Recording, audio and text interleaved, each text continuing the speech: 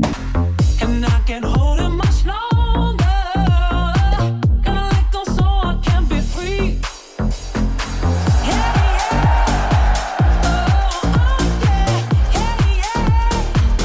yeah. Big day.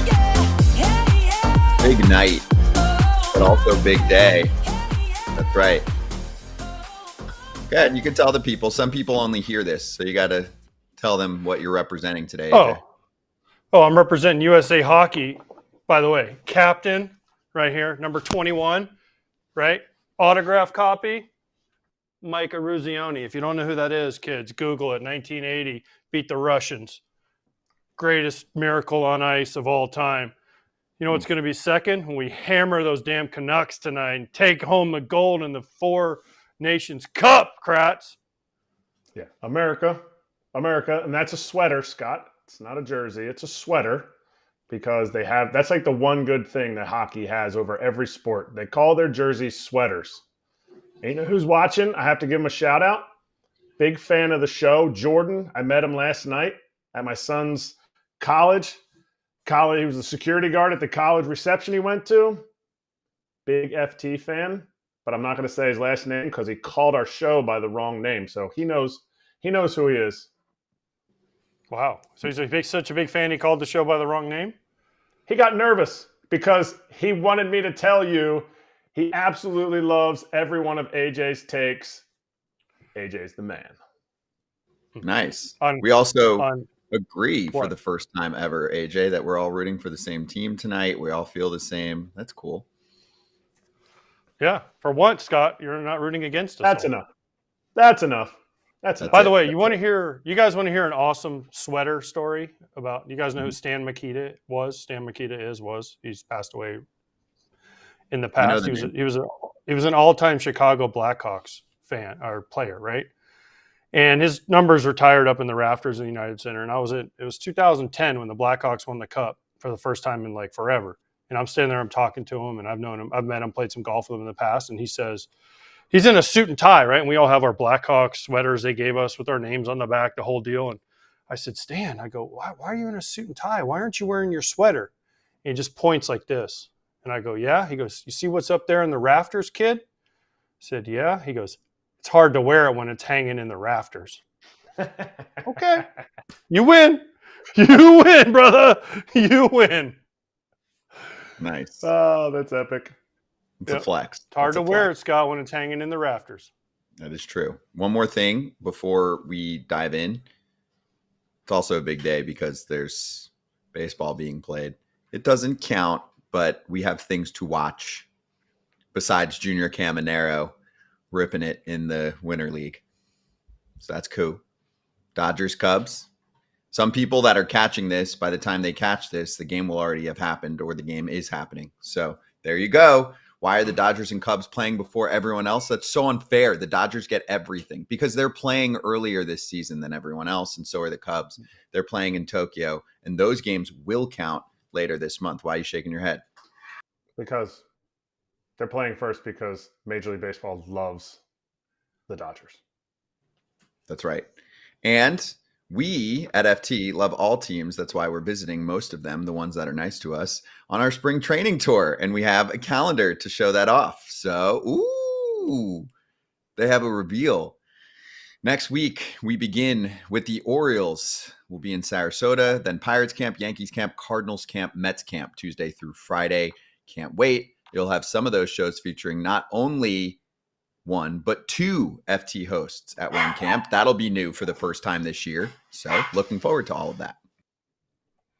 By the way, since there's games starting today, does that mean we have to give a lock? Because I didn't plan my lock of the day very well.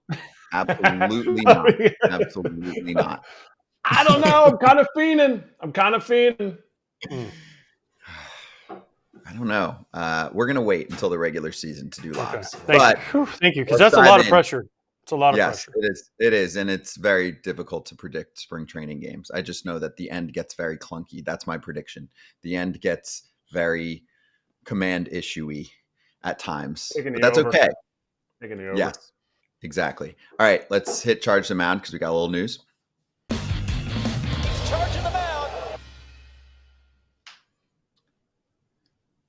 Aaron Boone, 2-year extension. So this year counts already, 25. This will extend him through the 2027 season. So Yankee fans, Boone is signed up for 3 more years to run the ship. Our thoughts? Kratz, your former skipper. Is this good for him and for the Yanks? I mean, anytime you get an extension, it's good. Obviously, the question has to be 2 years when Counts got 5. I get it. Counts was a free agent, so maybe they had to push it, but I definitely pushed it with the dollars. I don't know. I have to reserve judgment until we hear how much he gets. I was hoping when I texted him today, congratulations, he would just give me his entire contract layout, but he didn't. So I don't know. So he gets this year and then 2 more, which essentially you don't want to go into the last year as a lame duck. So then you're back to the whole just a 2-year deal, basically. I don't know. I don't know what to say about the 2-year part of it. I think it's all he wanted. I think the Yankees aren't going to give him 5 years. I think Aaron Boone has been there for a long time. And listen, that's 3 more years under the microscope in New York. And it's only going to get – they don't win. It's only going to get tougher and tougher. I think Aaron Boone is a great manager. I think he deserves more than this. I think he deserves a ton of money. But it's ironic that we talked about this yesterday and then boom, Boone signs an extension. So I'm happy for you, Aaron. I'm sure, listen, of course he wanted 5 years. But at the end of the day, this is basically a 3-year agreement that he has this year and 2 more years. So he's not a lame duck. He's got 2 more years after this one. And in 2 years, guess what? If he's doing a good job, he still loves it, and everything is good with his health, he can sign another 2-year extension. You just keep piling it on. I mean, I know that, yeah, we're a little surprised it was only a 2-year extension, but it's better than a no-year extension. Sure. Well, is it? Because according to his boss, Brian Cashman, teams would have been going after him hard in the offseason if they let him get That's why they didn't let him get there. Free agency. They didn't let him I understand. But if they didn't let him get there by offering him more years, that would have been fine too. If he was interested in that, like you said, he might have just been like, I'm good. Let's just do 2 years, make this 3 total, and we'll keep trucking. But if the Yankees were like, yeah, we're doing 2, and he was saying, I want 5, like Craig Counsell, it wouldn't have been an unreasonable ask. And it could have gotten to a point where he said, okay, I guess I'll have to go to free agency. We didn't get to that point, but here's the next layer. AJ, does this affect Dave Roberts' contract negotiations? Because I think Dave is looking for something very different. I think Dave is saying 5 years, 50. I am worth $2 million more than the highest paid manager, and I am in this for the long term. There shouldn't be any disputes here. So if that's the case, then why does Boone only get 2?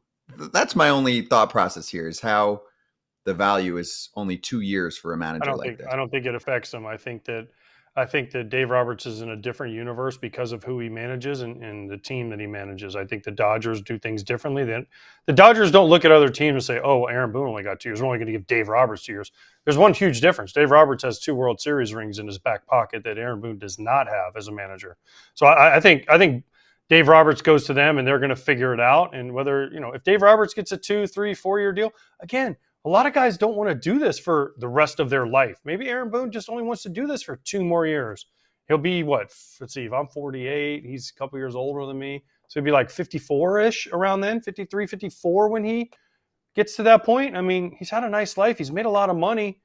Maybe he doesn't want to do it more than 2 more years or 3 more years. Who knows? Maybe after 2 years, he's like, man, I really love this. Let's do it again if they're still having success. So to me, this isn't a knock on Aaron Boone, and this has no effect on Dave Roberts. And it's not a knock on the Yankees for only giving him 2 years too. You just hear Counts' 5-year deal, and you're like, all right, I assume that's what the next 2 best managers as far as success would get. I mean, both those guys have had a better resume than Counts, so you assume they would get more per year. Sometimes it's not all about the money and the years for guys. You don't just lock yourself up for that long. And that's a long time. Being in a big market, that is a draining season on you and your wife. It's you and your family. Also, when you talk about these contracts, you'd have to be remiss to talk about like, okay, Boone wants to stay around. Okay, well, what's his coaching staff going to look like? What's is the training staff getting taken care of? Not that it needs to be like dollar for dollar, But you sit there and you go, if I'm extending this guy as a team, do I have to extend everybody? Are we keeping everybody around, or is he his own separate entity? And then we're going to have, the organization's going to go in a different direction. So 2 years allows you to be there with the group that you have in place and go and do what you've been trying, what you just fell short of for the Yankees last year, and what you accomplished this past year for the Dodgers. Okay, so last thought here. If the Dodgers go to Dave Roberts and say, we're going to offer you 2 years after this, is that okay? And is it okay for Dave to be like, oh, hell no, I'm getting 5? He can say whatever he wants, but if he wants to leave, he doesn't want to leave. He's an LA guy, he's a Southern California guy. I mean, I think it's fine for them to do that, but I think they'll figure out something in the middle. Counsell was kind of an outlier because he was a free agent and a team in his own division wanted him really badly, and they went out and paid for him and got him. So I just think Counsell was an outlier. Yes, he wants to move the managerial market, but some teams, again, don't value managers like that. So it's not like you're a free agent and you have Scott Boras negotiating for you against other teams. It just doesn't work out like that. And listen, Dave Roberts is going to be the Dodger manager for a while. They love him. He's a great guy. He's handled that team unbelievably well. I just don't see – he's not going anywhere anytime soon for me. I don't see how he goes anywhere. 2 years, 5 years, whatever it is. To me, I think he just needs to make more than what Counsell's making. I think that's only fair. Do you think that there's a large difference in the good and the bad managers in the game? And I've talked to some fans. You do, right? Some fans are like, well, the price is I don't know about a huge difference. So many managers that can do a good job. But there is a difference. I wouldn't say a huge difference. There is a difference. I think there's a 100% difference. I think there's a huge difference because you said good ones and the bad ones, and it's not necessarily tied to wins and losses. To me, there's definitely a huge difference. There's guys that are connected, engaged, able to change with the times and what the players' needs are, what the coaching staff's needs are, and they have to be fluid, and they can't just be like, this is the only way to do it. And if you don't do it my way, then you're out. Eventually, you're going to be the one that's out if you're constantly saying that. So you have to adapt. I mean, Buck's coming on. He knows about needing to adapt. Like, that's part of being a manager if you're going to do it for a long time, because there's always standards, but you can't just constantly be just one way. You have to learn how to get the most out of your players. Okay.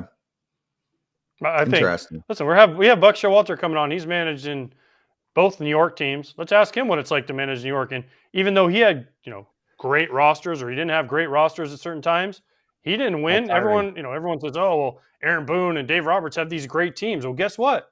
It doesn't always work out. Even if you have the greatest so-called team in the world, sometimes it just doesn't work out. Of course. Do you think that Chris Woodward to Bruce Bochy was a major factor in the Rangers winning the World Series a couple of years ago? Yes. Me too. Yes, and they got some better players. But that doesn't make Chris Woodward a bad manager. It makes him not as good as what Bochy was able to unlock.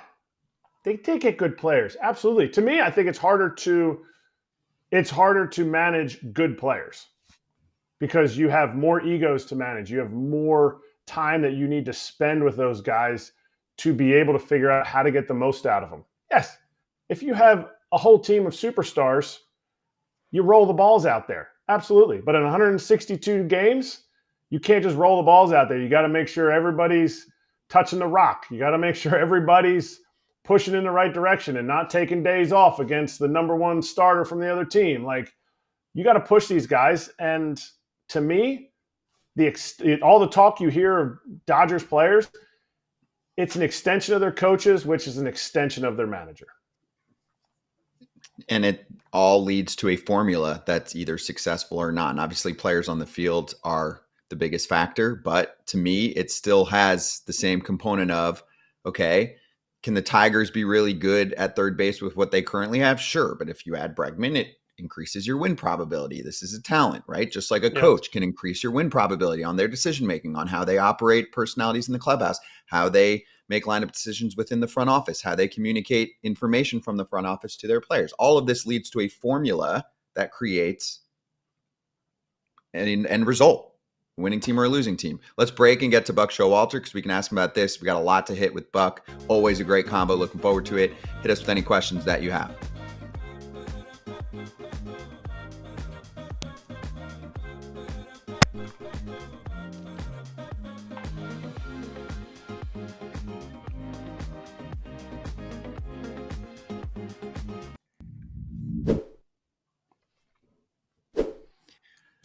FT Fam new sponsor alert. The name is Arena Club.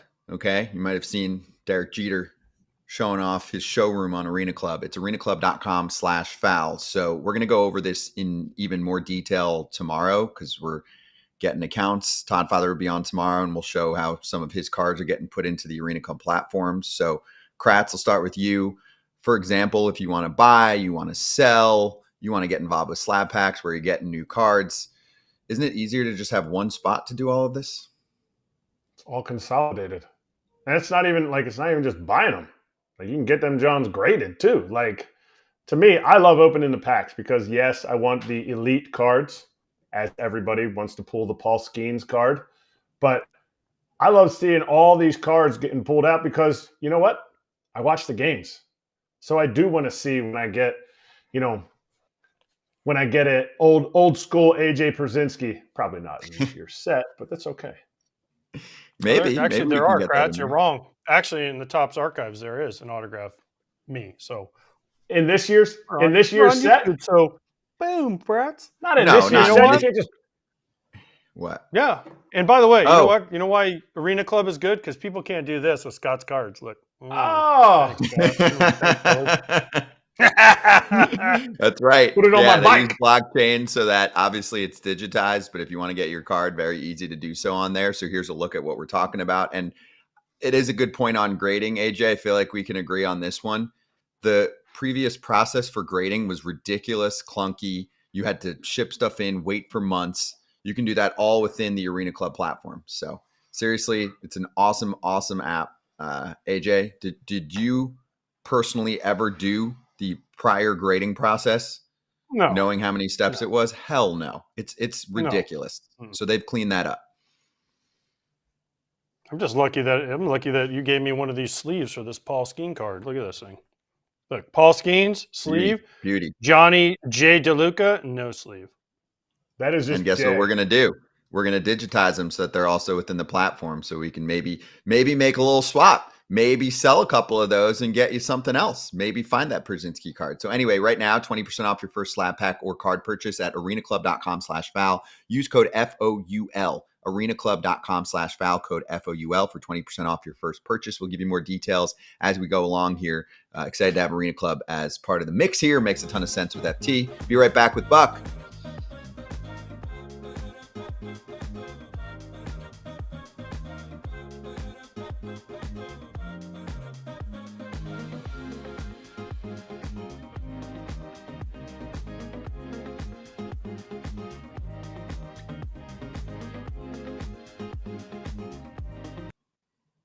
Buck Showalter joining us for an extended segment here. We'll at some point take a 2-minute break for the TV crowd on 17 different regional networks and then come back. But Buck, good to see you. How are you? Happy spring training to you. Guys, thank God for Claudia trying to figure out how to set up this microphone and all this other stuff. Oh my gosh.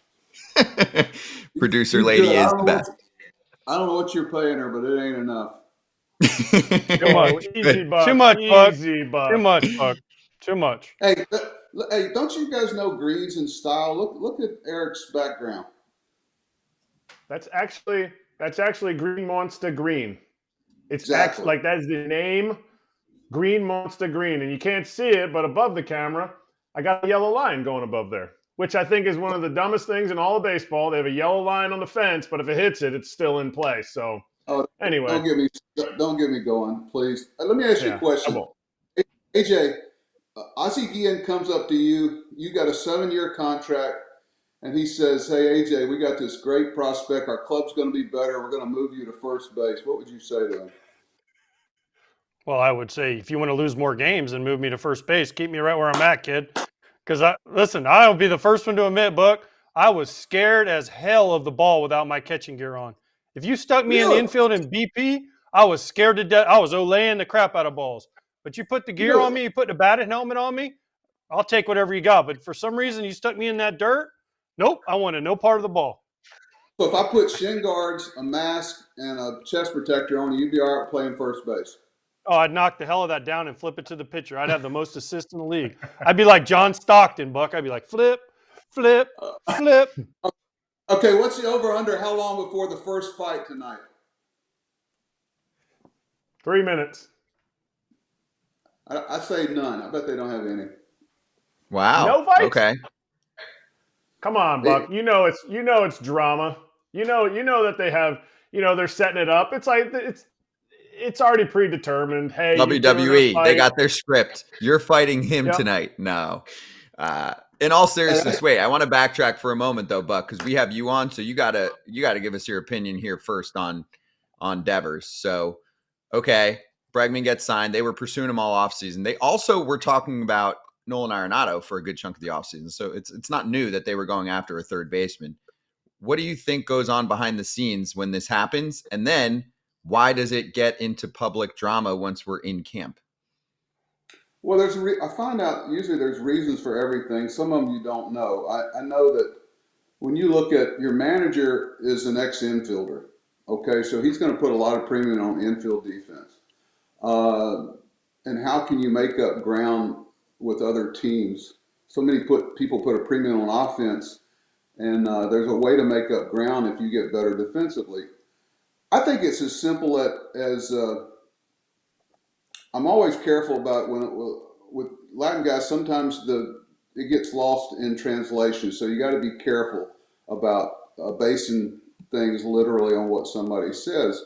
I mean, you look at Bregman. He said, "Hey, wherever you want me to play, it's about the team winning and whatever."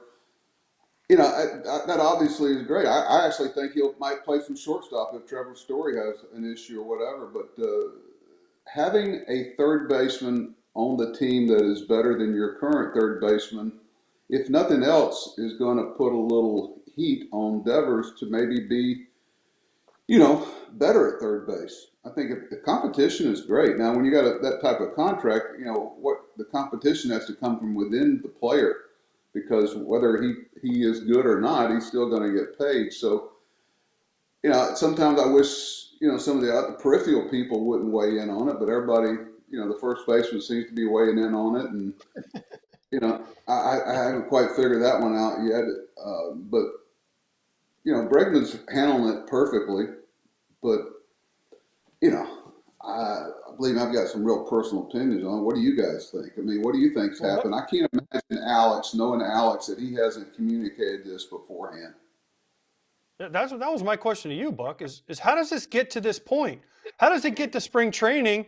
And I know Devers might have already been there, but, knowing Alex Cora, he's a communicator, right? So I can't imagine he didn't pick up the phone, call Raffy and say, "Listen, man, we're close on Alex Bregman. Now, there's a chance he could play third base. Are you okay with moving?"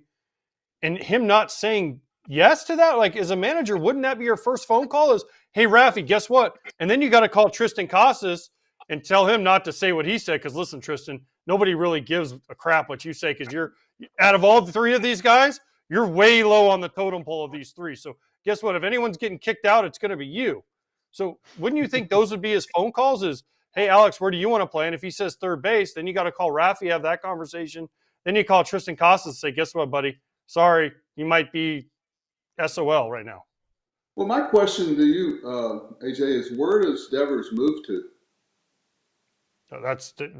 If you move him to DH, I think you hurt the team. But he doesn't want to go to DH, because if you move him to DH, you lose Yoshida's bat and you lose Casas's bat at some point, because there's going to be times where you're going to want to mix and match and do things. So it's a tough situation.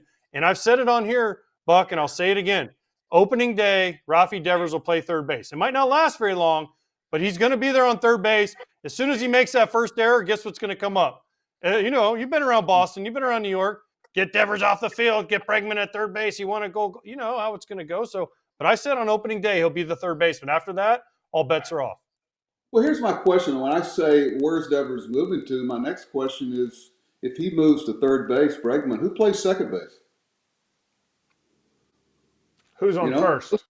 Those Christian Campbell? players. I don't know.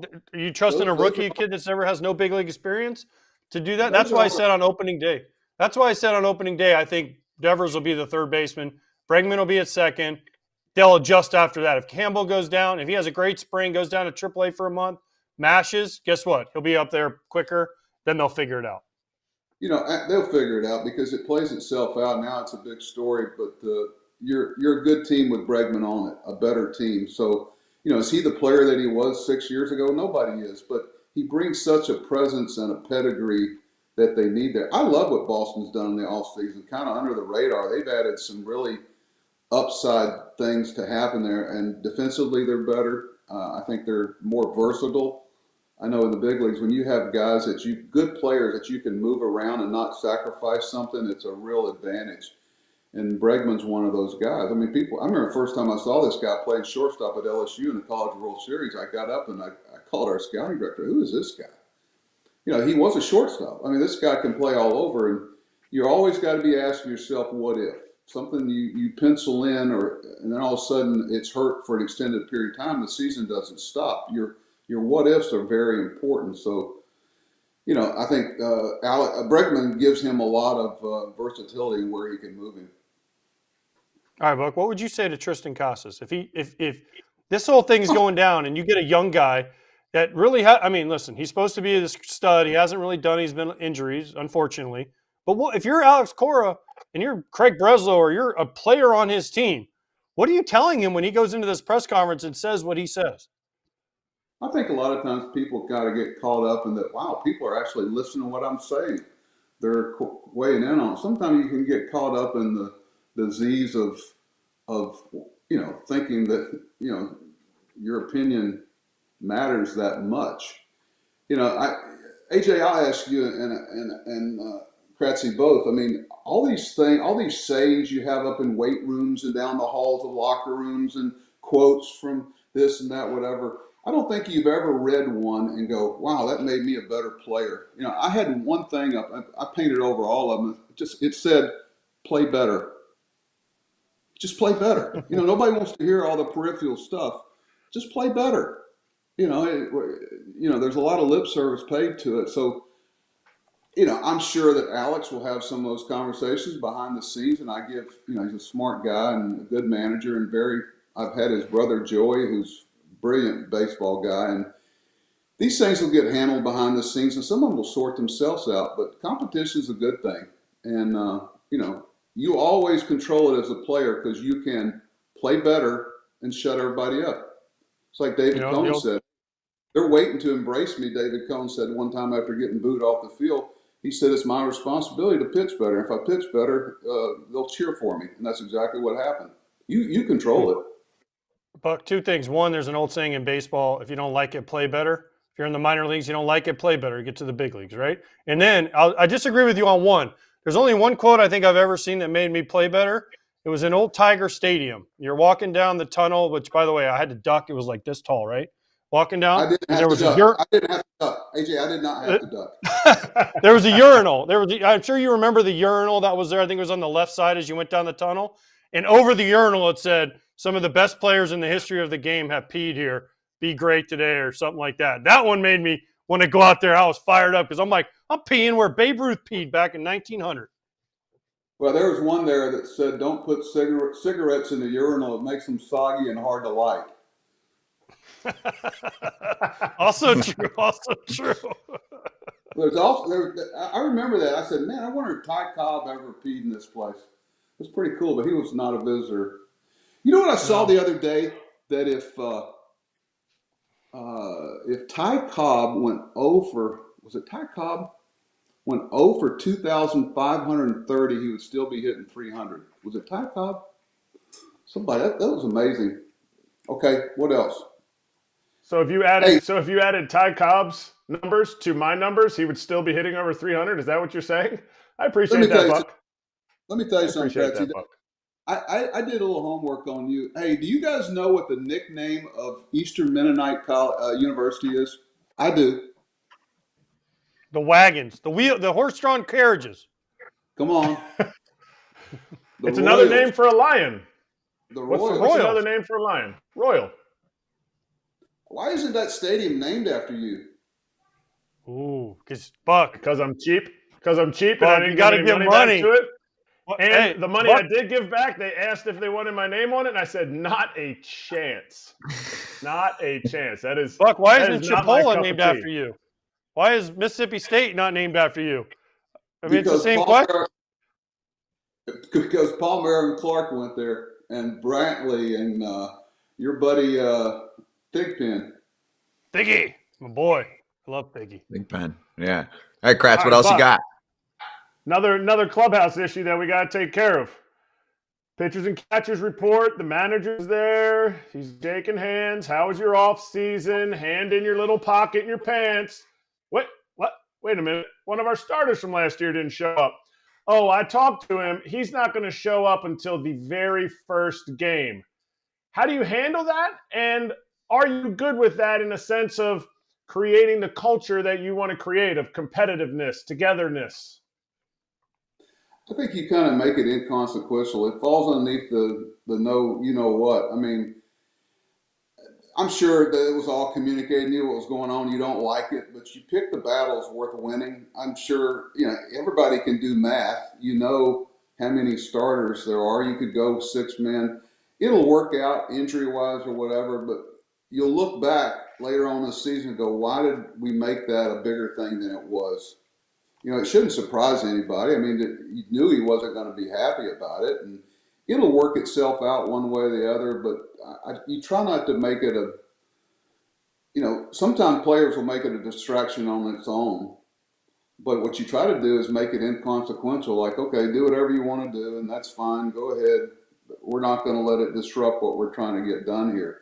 I just don't think you dwell on it and make it a real topic of conversation. I think most players just, you get to the perfect point where people are looking for sympathetic ears in your locker room. You got the culture going on when somebody who's got a complaint goes to a teammate and AJ goes, I don't want to hear it. He goes to Kratz, he don't want to hear it. You keep going around looking for that. That's why I always talk about eliminating sympathetic ears. You think Bregman's going to be a sympathetic ear to BS in Boston? He's pretty tunnel vision about, hey, if this isn't something that helps us win or lose ball games, I really don't want to hear it. So you try to eliminate all the sympathetic things to BS that get in your way of winning. And it'll work itself out. I wouldn't dwell on it. You'd had this communication long before. I mean, the math was there a long time ago. So, the way injuries are and the way people, starting pitching, you better be about 10 deep in today's game. Did you ever have a situation like this where, hey, everybody's here and this guy didn't show up? Because I had never heard of it, but now as this came out over the past week, we hear, oh, yeah, well, actually, I knew this rule and I saw this guy used to do it and push it. Did you ever have anybody do that? Oh, way back when, a guy named Pascual Perez, but that was for us another story altogether. But Pascual Perez, yes. We never had that dude was much. Crazy. That guy was full crazy. Got... Buck, didn't he throw the bat at that pitcher that one time when he got hit? They threw it when he was with the Braves. He chucked his bat. That was awesome. I'll never forget. He finally showed up in camp. We found out later why he was late, but Mr. Steinbrenner made all the coaches come back from the hotel because he did a side at night when he got in. He had a work day, so we were all standing around the dugout and turning the lights on. That was enough. Might be in a book one day, but I never had that much depth. We always had 4 starters, and then we had competition for the other spot. Sometimes 3 starters and 2 young players competing. Because spring training is such a fooler. If you're evaluating players in spring training or in September, those are the 2 big foolers on players is September call-ups and spring training phenoms. If you base your decisions on that and you haven't already come to a conclusion because of track record, you're going to make some mistakes on player evaluation. and I still see it. I see it all the time. Spring training, evaluating outfielders in spring training is awful because you got a high sky, you got wind, you got depth perception, you got a feel they're not used to. I've seen Gold Glove outfielders look like a monkey doing you know what in spring training. They don't look good. So you got to be careful about evaluating outfielders in spring training. All right, so I want to get into this a little bit more. So quick 2 minutes. TV fam, we'll be right back. Everyone watching everywhere else, obviously, give us 2 minutes so we can bank that break and get another 10 with Buck. Be right back.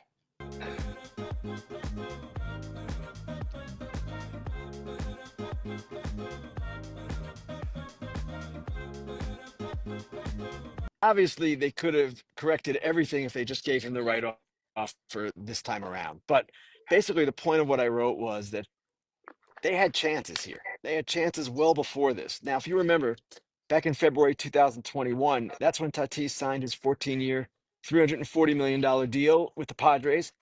A lot of people, including myself, question that deal. That deal now is looking pretty good. And that was the same year. Guerrero, after that contract was signed, went off. He had his best year for the Blue Jays. And after that season, or even before that, they could have offered him the Tatis deal, right? Something similar.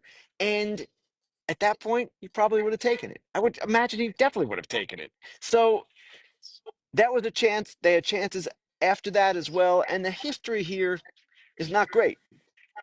Early on, they told the world that they planned to manipulate his service time. They were going to keep him in the minors. They didn't feel he was defensively sound enough. It was for his own good, all this stuff. He gets hurt. It didn't turn out to be an issue in that sense because he wouldn't have been available necessarily, but that was the plan. Then they take him to a hearing, an arbitration hearing in 2024. They lost that hearing. And there's this history of insufficient offers, or at least offers he deemed insufficient. And it's capped off by yesterday. Now, if you're a fan, you might say $500 million for a first baseman, even as good as Vlad Guerrero. That's ridiculous. No team should do that. But the point of what I wrote was that this should have been settled long ago, and he should have been extended long ago. So now AJ asks where he's going to go. People say, well, maybe it's Toronto. Maybe they come back to him. I guess that's conceivable. They can come back to him with a number closer to what he wants because they're getting a lot of heat, as you know. But the Blue Jays front office talks frequently about discipline, how they want to stay disciplined. Sometimes, actually often, that's a great idea. But when you've got a star player like this and you've got the Juan Soto deal there sitting at $765 million, the market's changed. And it seems like they had a couple of opportunities to react to that before even Soto signed, and they did not take advantage of them.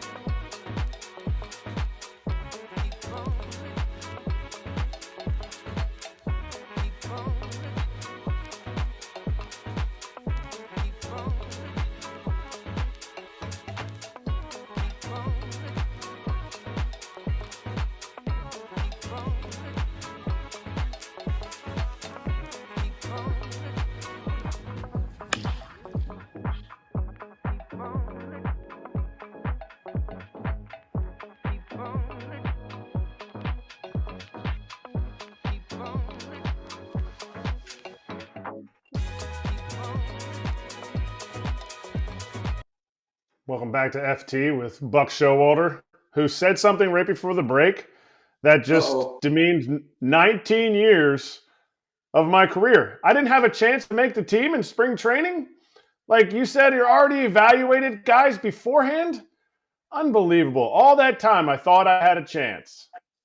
You know, you evaluate by talking to people. You talk to your AAA manager, you talk to your hitting coordinator, you talk to your guidance counselor from high school, you talk to your mom and dad. I mean, there's a lot of ways to evaluate somebody without the. I trust track record more than anything. All right, what you guys hate Hold about? on, no, Buck. I got a question before you go. All right, bring it on. Did you ever have Kratz on your team? I wish I had. No. Okay, you know why you didn't? Because you just said you talked to their managers before. You talked to your boy John Russell, and he did not recommend Kratz. That's why you never signed him. I knew it. I knew there was a connection there. No, he hammered left-handed pitching. We would have loved to have had him. We saw a lot of left-handed pitching. He wanted John too much didn't money. remember me. It's okay. It was just my first big league manager, but he didn't remember me. Oh, yeah, he did. Oh, yeah, he did. John didn't miss anything. John, a few words, but much knowledge. Few words, much knowledge, my type of guy. What you guys hate about spring training? AJ, I can't imagine you in spring training. Oh, what did I hate about spring training? All of it. Every second of it. What did I like? If you ask me what I liked about spring training, I could tell you nothing. Not a thing. You know what I liked about spring training? You're We a got on liar. the plane and left. That was it. No, I didn't like I like the first day when you show up, you see everybody. The first game, and then when you get on the plane to leave. That's it. Other than that, I hate because I was a bad spring training player because I could never get excited for a spring. You know what the most excited I think I ever was in spring training was I grounded into 2 double plays my first 2 at bats. And I'm standing on deck, and Ozzie Guillen and Joey Cora are sitting there, and they go, "We bet you $100 you ground into another double play." And I was like, "There's no way." Guy gets on first, double play. I'm running to first. They're like, "We told you, we told you, we told you." That was probably the most mad I ever got in spring training. You guys would have liked my spring training. There's so much there's so much stuff in spring training that really doesn't serve a purpose. I like guys that go, why are we doing this?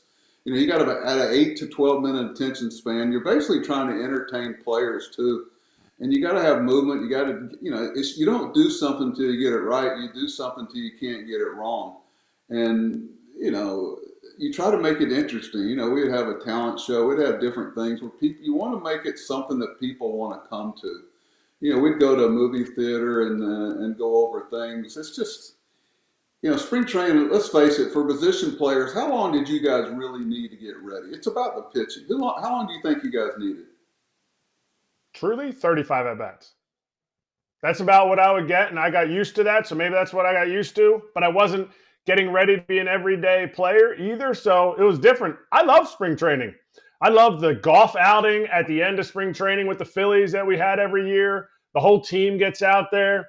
I love hanging out afterwards. I love, the workout. I enjoyed spring training. I really did. Well, I always try to look at it through a player's eyes. Would I want to do this? Does this really serve a purpose? Because they sniff out a phony in a heartbeat. If you're doing something just to stay on the field, it's no good.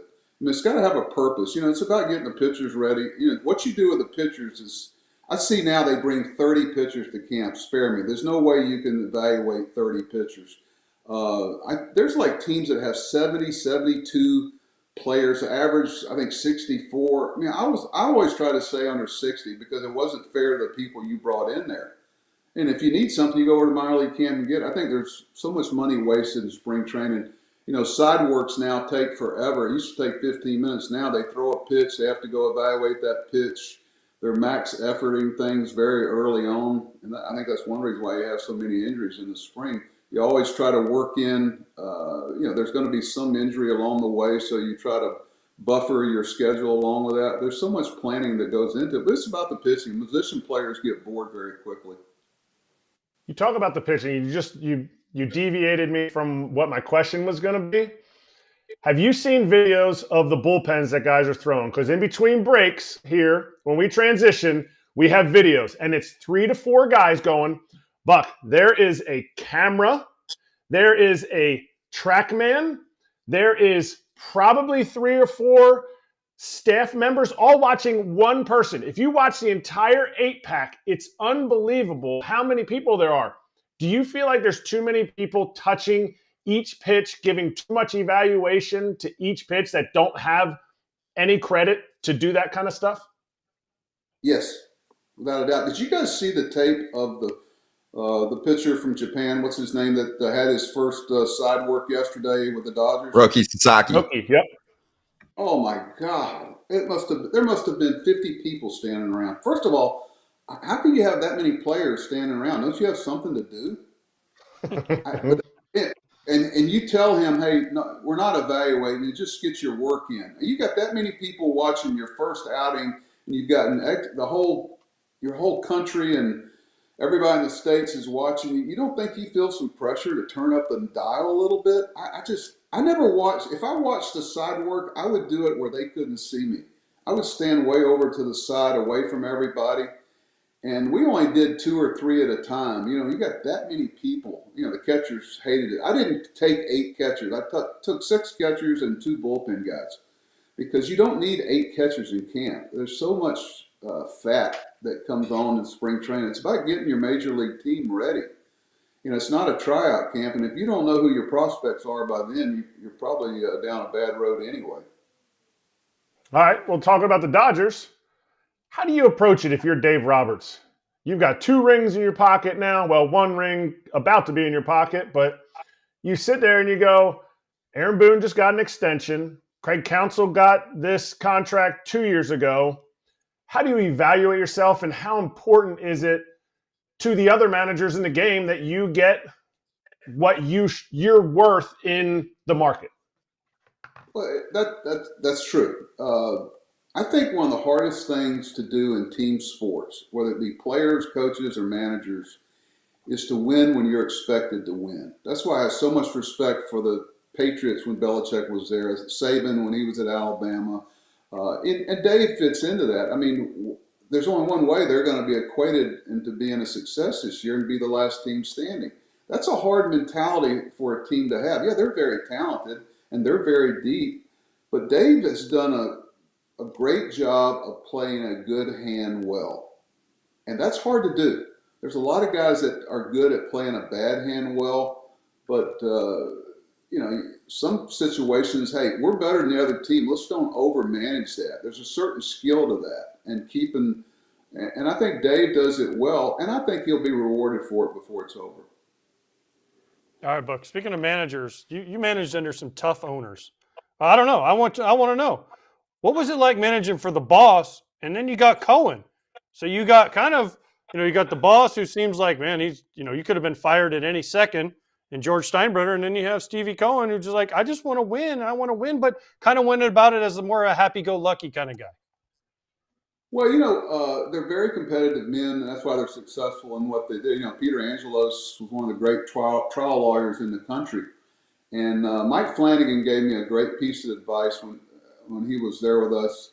He said, Buck, do what I didn't do. Go over and sit down with the owner once a homestand, have lunch with him, let him air his griefs, because I really want to keep my coaching staff intact and consistent for the players. And he would give me what he didn't like, and he would get loud sometime, whatever. But at some point, we'd have a ham sandwich, and everything would be okay. But communication was key. With Mr. Steinbrenner, the fans didn't want to hear you complain about it. You knew the job description when you took the job. It shouldn't surprise you. I got a 1-year contract for $175,000 managing the New York Yankees. Therefore, I was on a 1-year plan, really a day-to-day plan. And I think the fans didn't want to hear it. They just, it's more about show me. And we tried to do that in Baltimore, is how can we make up the ground on some of the bigger market, bigger payroll teams? Better defense, better relationships, better 6-year free agents, better fundamentals, things that you could do that you didn't have to pay for, So ownership, first of all, I don't have enough money to own a team. I always said, what do you need me to bring? What do you want to be about? What do you need here that you haven't had? And we'll see if we can bring it. You try to have a partnership with the general manager and the ownership and the manager. And you were all in it together and you had each other's back. But there were some challenges along the way. But I kept saying, I don't have enough money to buy the team. So you knew the job description going in. So you better bring it, what he wants. Hey, and you don't have the powerful position of changing the rules, but we've had some of those. So the big one coming up in spring training is the challenge system with the ABS, with the robo-umps, right? And you can do a couple challenges. So what do you think about this and how this is going to play out? But also, a lot of fans are pretty ticked off, Buck, because there was a report yesterday that they might get rid of that strike zone box on the screen when this gets implemented, likely in 2026. I'm a fan. I'm an entertainment guy. You want to change the rules and make it better, I'm all for it. I want this to happen. But I'm like, don't take away a strike zone box. 83% of our fans yesterday when we did a poll said they love the K zone. Well, keep in mind that the K zone is not accurate. That's okay. It's close enough. Okay. I want a guide. I want a guide on the screen, Buck. It's close enough. I don't want nothing. Okay. If you give me nothing, if you can make it perfect, I'm good. But if I have to get something that's close, I'd rather have that than nothing on the screen. Well, you understand, you're managing. There's always a camera well to your left, and guys are looking at it. I mean, you want to get thrown out of the game, tell the manager what the K-box said, okay? Because they'll tell you, what it's going to happen is, okay, you're going to evaluate very quickly who on your team doesn't cry wolf and is accurate. Can you imagine AJ in the first inning, he's up to bat, and a guy throws him a pitch, the very first inning, and he challenges it, and he's wrong. And then he's wrong again the next day. Now, everybody on the team gets hurt because you're losing your challenge because you're only going to get so many, the catcher, the pitcher, and the hitter, right? So you better be accurate when you challenge because you talking about tick off your teammates. Can you imagine, AJ and Kratz, if you got a guy that continually wants to challenge and he's wrong all the time and it's hurting the team. Now all of a sudden, 7th, 8th, and 9th inning, you don't have any challenges left. We're going to keep do you have to have a percentage. Pardon? But do you have to have a meeting for that as the manager? Because let's say, okay, I'm gonna use your old team. I'm gonna use the Yankees, for example, right? The Aaron Judge has got a great eye, right? But then whoever's hitting ninth for him, whoever that is, and they're not Aaron Judge, they use the challenge and they're wrong. And then Aaron Judge comes up in a big situation and he goes like this. And they're like, oh, sorry, Aaron, you're out of like as a manager, don't you have to have a meeting and say, listen, you're Don Mattingly, you get to challenge, but whoever's hitting ninth for you, you don't get to challenge that call because you're not that person? You better be really right. If you're in the first 7 innings, 6 innings, you better be sure you're right. And it better be a game changer. I got one for you. The one that I can't understand, I've said this for years, you're going to have to register your height with the league. Now, what if a guy hits out of a crouch or he changes his batting stance or crouch from at bat to at bat? All of a sudden some guy is in a crouch and they throw a pitch where if he's standing erect, it would have been a strike.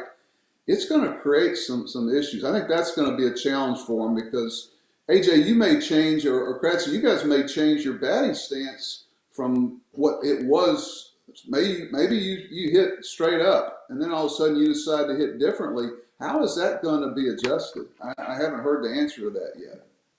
I think Jason Stark wrote about it. There is some science to it, and that was part of why it was taking some time to get it done. I don't know the answer, so don't quote me on it. I have to go back and find it, but there is an article that includes some information on that because there were players, I think, that were trying to game the system in the minors, and they figured out a way to counter it. This has been getting tested in the minors for half a decade. Well, I'm sure they thought about it. I was on the rules committee for a while, and everything I got so much more confidence in it because they are working on a lot of these things we bring up. Well, what if this happened? What if that happened? Believe me, they're on top of this stuff because they've had a lot of trials and trial and error trying to get to this point. But I think it's good for the game. I want to be able to trust it. I don't know why we aren't able to challenge everything. Just take it out of the manager altogether. Why wouldn't we just have it come directly from New York? I mean, they went from 20 seconds to this seconds. I mean, the manager basically has got no time. You talking about pressure. The guy that's running the replay up the runway, he's the guy that's got pressure on you. I tell him, I go, listen, if you're wrong all the time, I'll get somebody else. But if you say, ooh, that's a tough one, Buck, I don't know, we'll definitely get somebody else. Oh yeah, that's a big job. Video room guy or whatever they call him, quality control. That matters. That's a game changer. Buck, this was awesome. Appreciate the extended time. Obviously, we'll get you back, but good to see you. I have time, guys. I have time. It's not like I'm hurting for time here. We do too, actually. The only thing is one of our team members, Katie Wu, is on the line waiting to join us next. So out of respect for her, she's a superstar, but we want you back soon. So appreciate you, Buck. Hey, good luck tonight, Anthony John. Good luck tonight. Why, are you rooting for Canada? No. Come on, man. I mean, come on. Good luck. What do you mean? We all need good luck tonight. Hey, I don't even know the rules of hockey, but I'll be watching. I never understood why they just don't wipe the goalie out and shoot it in there. That's against the rules. That's one of the rules. That is a rule. That's definitely a rule you can't do. See you guys. Bye-bye. Bye. All right, be right back with Katie Wu talking Cardinals.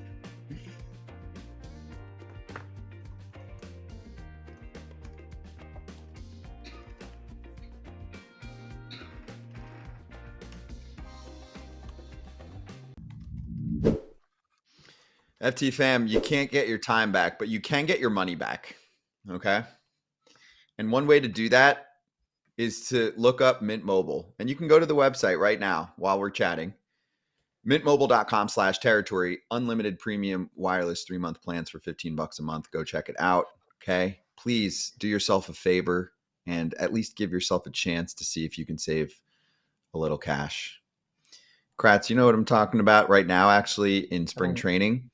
The youngsters are just sitting at the spring training facility all day, get there super early, stay maybe a little bit later so that all meals are covered at camp.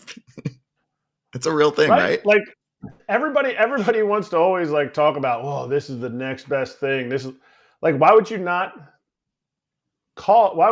set this up? Why would you not set your phone up with Mint Mobile? And then like when you're at spring training, for all the dudes that are just hanging around spring training to get an extra, 6-inch sub, 6-inch hot chicken nugget sub, you're saving extra money. So now only did you tell your teammate, hey, he saved some extra cash because it switched to Mint Mobile, but now you had an extra serving of applesauce while you called your old service and said, hey, you know what? I'm going to take my number and I'm not going to hang out with you anymore. So extra serving of applesauce and extra mayo on the chicken cutlet sandwich. Perfect. That's an analogy you won't get anywhere else. If you like your money, Mint Mobile's for you. Shop plans at mintmobile.com/territory, mintmobile.com/territory.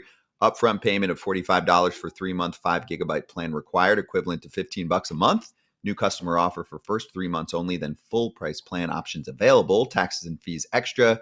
See Mint Mobile for details. If you have questions for Katie Woo, Cardinal Territory star host and the Athletic reporter, covering, of course, the Nolan Arenado story, but also just what else is going on with the Cardinals. We'll give you storylines coming up.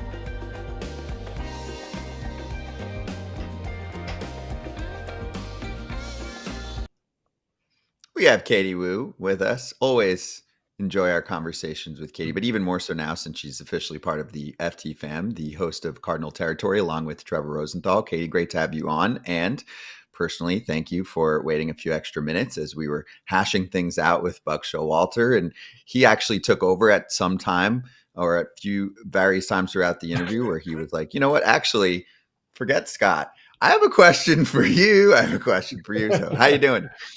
I'm great, guys. And I was listening to Buck, and I think there is, and as far as most engaging interviews, AJ and Buck, that's where it's at. AJ, nice of you to show up to one of my interviews, though. It's been a minute, so it's nice to see you. You know why I showed up, Katie? Because this is what I figure. I figure with you running Cardinal Territory now, right, that if they have Daniel Descalso on the coaching staff, John Jay, they have Mr. Freeze in town, right, and Ollie Marmol's talking about how great they are. Listen, nobody of those three, including myself, so us four, is a bigger Cardinal legend than me. So I don't know why Ollie Marmol has not brought me in as a coach or at least a special advisor to something, right? I could be a special advisor to Katie Woo. We could talk Cardinal baseball. We could do that. Should I go across the street and bang on Ollie's office and be like, hey, 100%. What are you doing? Yeah, I got it. I'll do this right after. Actually bang on Mo's door and be like, hey, listen, I got this guy. He'd be perfect for your front office. And then I want to know what Mo says. I want the answer. He's going to say, ask Chaim. Chaim likes me. He'd be like, nope.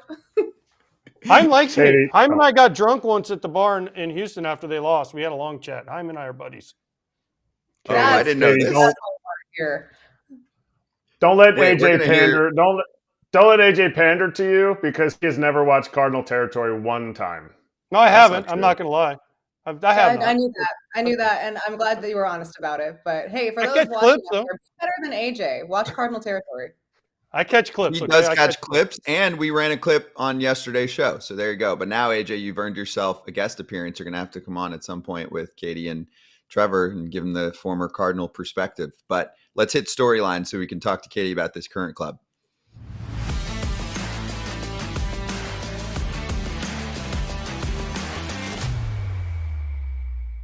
We've got 4 that we need to hit on our test. Arenado awkwardness. Also, it's still a shocker to me that he didn't accept Houston. And will he open up that list a little bit more during the trade deadline time period if he's playing well? Mason Wynn, breakout season at shortstop. Will Winter work to take his bat to the next level? Did he improve things? We'll find out. Let the kids play. Jordan Walker on line 1 and pitching assets to deal. Well, Chaim Bloom, and yes, Mo, who's still running the club technically, but Bloom is waiting to take over in a year, and he's part of the org now. Will they sell off pitchers like Sonny Gray and Ryan Helsley at the trade deadline if this team is not good? All right, Katie, let's start at the top here. The St. Louis Cardinals did absolutely nothing during the offseason. They tried really hard to do something, and that was trade Nolan Arenado. It didn't happen. So I want to project forward. How do you see this playing out? What are the scenarios if he plays well and if he does not play well in the first couple months of the season? Yeah, this is so interesting to me because all offseason long, we talked about if Nolan Arenado would be traded or not, and it went back and forth for 4 months. Now he's been at Cardinals camp for about a week now, and honestly, it's been pretty business as usual. I don't think anyone expected otherwise. Nolan Arenado is a pro. He's been in the game for over a decade, and he said it to reporters. He said it to his teammates. If I'm going to be in St. Louis, I'm going to give it all I got. Where the Cardinals go from here with Nolan is interesting because neither Arenado or John Mozeliak has closed the door on a trade, but it doesn't seem like anything is likely to happen anytime soon. And the reason I say that is because the whole reason a trade didn't take place in the first place is because of the stipulations from both sides just not really yielding a lot of results. We know that Nolan gave Mozeliak 5 teams that he would consider a trade to. He doesn't seem like he's going to he said at least that he's not going to expand that list. Among those destinations, the Red Sox, the Yankees, the Dodgers, the Padres didn't really seem to have a fit. So right now, everyone is just kind of stuck. Now, the Cardinals are moving forward with Nolan as their third baseman until further notice. But I think, again, it's going to be a topic that we revisit throughout the offseason. And there's so many different tangibles here that can affect the outcome of the situation, right? You mentioned some of them. Nolan Arenado could go out and have a bounce back year. There's been 2 seasons of offensive decline. He certainly isn't happy about it. If he goes out and he's playing well and the team is not playing well, well, there you have it. All of a sudden that trade value is a lot higher than maybe it was this offseason. Now, if he goes out and the team is playing well and he's not playing well, then I think we're going to get to that awkwardness that maybe people alluded to before he reported to camp. The Cardinals don't feel the need to make any decisions right now. This is just something that they'll continue to revisit. Mo said it. He said, this is not a situation where I'm going to be like pouring through the waiver wire or scouting, like looking for injuries to see if there might be something out there. If something is presented to us, we will explore it. But there is no reason for us to continuously pound down the door like he did for the last 4 months. So they don't really know what's going to happen with Arenado. And the good news, I guess, for everyone involved is they don't have to. The Cardinals can move forward, business as usual. They'll, again, peruse the market every now and then. But for right now, they're committed to having, a 10-time Gold Glove winner at third base. Guys, that's not a bad thing to have on your roster. Sounds like a good fallback plan. Now, as part of the retooling, since we won't call it rebuilding, nice problem that they have, they've solidified shortstop with Mason Wynn. They would love for his bat to take the adjustments from the winter and take them to new heights with his bat. Is there something specific that Mason Wynn wants from that work that he's put in, or is this all just a club thing and Mason Wynn's like, you know what, I'm only 22, so I'll probably just improve even if I didn't do anything this winter? I think Mason Wynn is about as hungry as it gets. He said during winter warmup he wants 20 homers this season. And you look at his frame, you look at what he's known for, obviously the defensive ability at shortstop.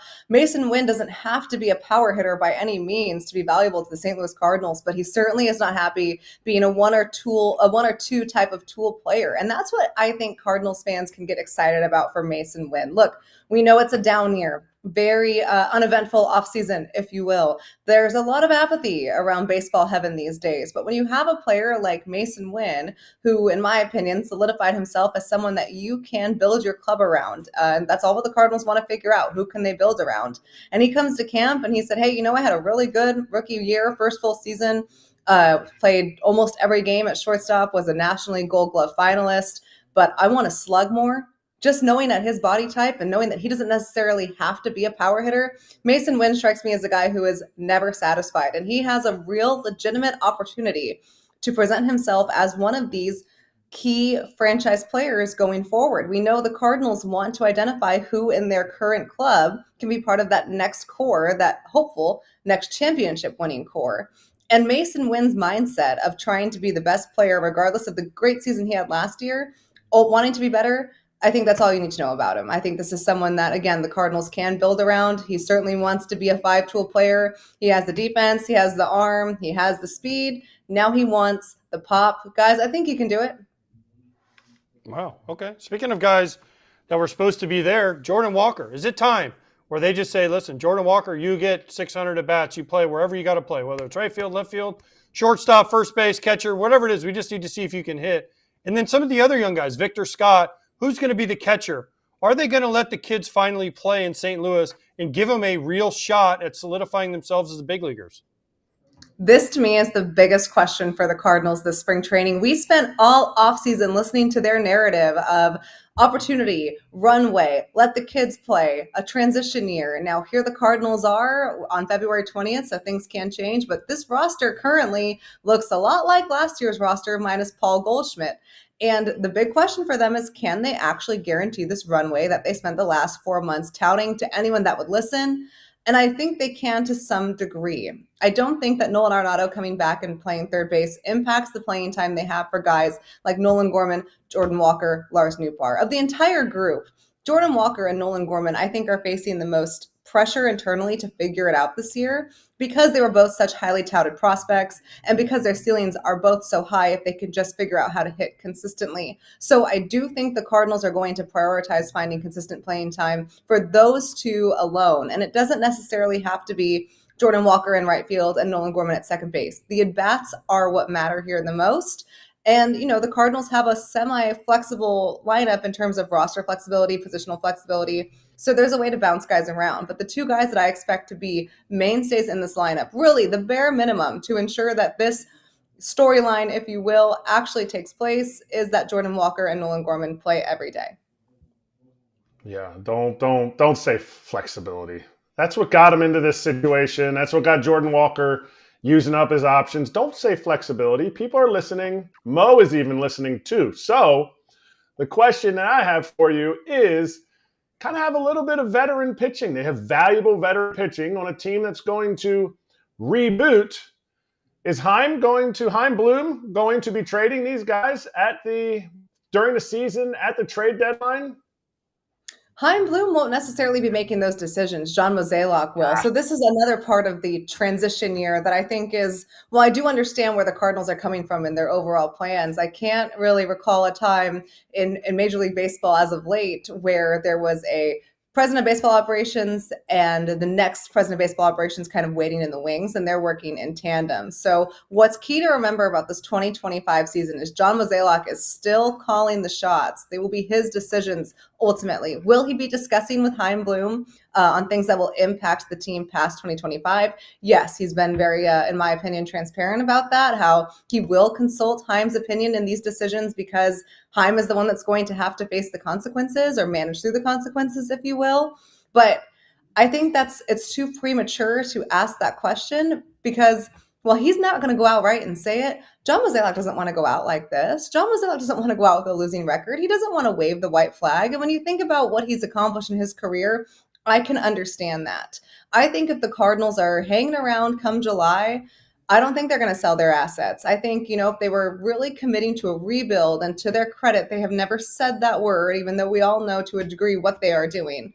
They would have traded guys like Sonny Gray if he wanted to. He has a no trade clause that does come into effect. But guys like Eric Fetty, Steven Matz, Ryan Helsley, they would have been gone in November. Because they weren't, a lot factored into that because Mozeliak believes that his team can still contend in the National League Central. So I'm not sure if they're really going to depart any pitchers unless we get to July and they are just so clearly bottomed out by then in that division. But I mean, I think Mo's made it pretty clear he still wants to win in his final year. Wow. All right. Let's ask you. I got to ask you a non-baseball question. We had Chandler Rome on yesterday, 2 days ago. He's a Palm Beach guy. Have you been to the Square Grouper in Utiki yet? That's all I want to know. That's my question. I go at least 3 times. I was literally at Square Grouper yesterday and Utiki on Sunday with Chandler. So see, boom. There you go. See? Yep. She's a member. She's a member at Square Grouper. I don't know if you can join that place. Yeah, it's a subscription. 3 times You a get week? free food. Yes. I mean, listen, between Waxons, Square Grouper, Utiki, right? I mean, there's like a little lap you can do around Roger Dean. That's pretty fun. there's Guanabanas out there. That's Trevor Rosenthal's favorite place. I was actually there yesterday as well. I kind of went on a little bit of a bar tour. These early days, AJ, you know, before games, you can leave the complex by like 3 if you work really hard. And all of a sudden, you got a little bit of day drinking in you. Spring training's not all that bad.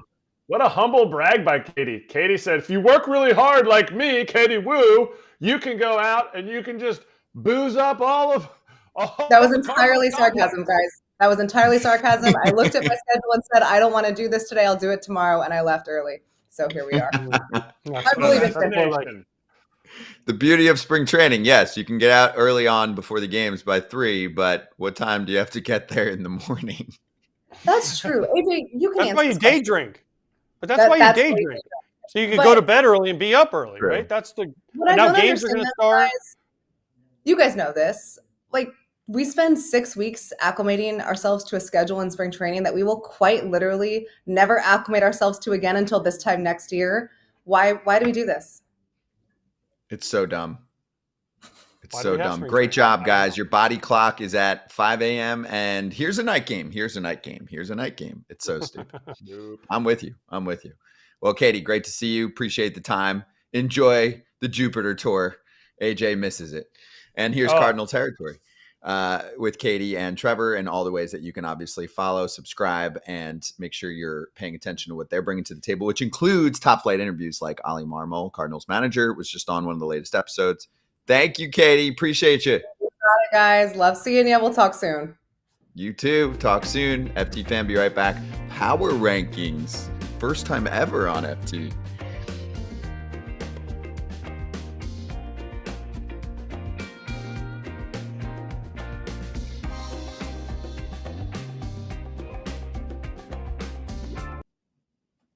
All right, we are going over some other news during this little YouTube break. Some of you that have been following us during the entire show's run so far know that Ross Stripling's been a pretty frequent guest. He's back.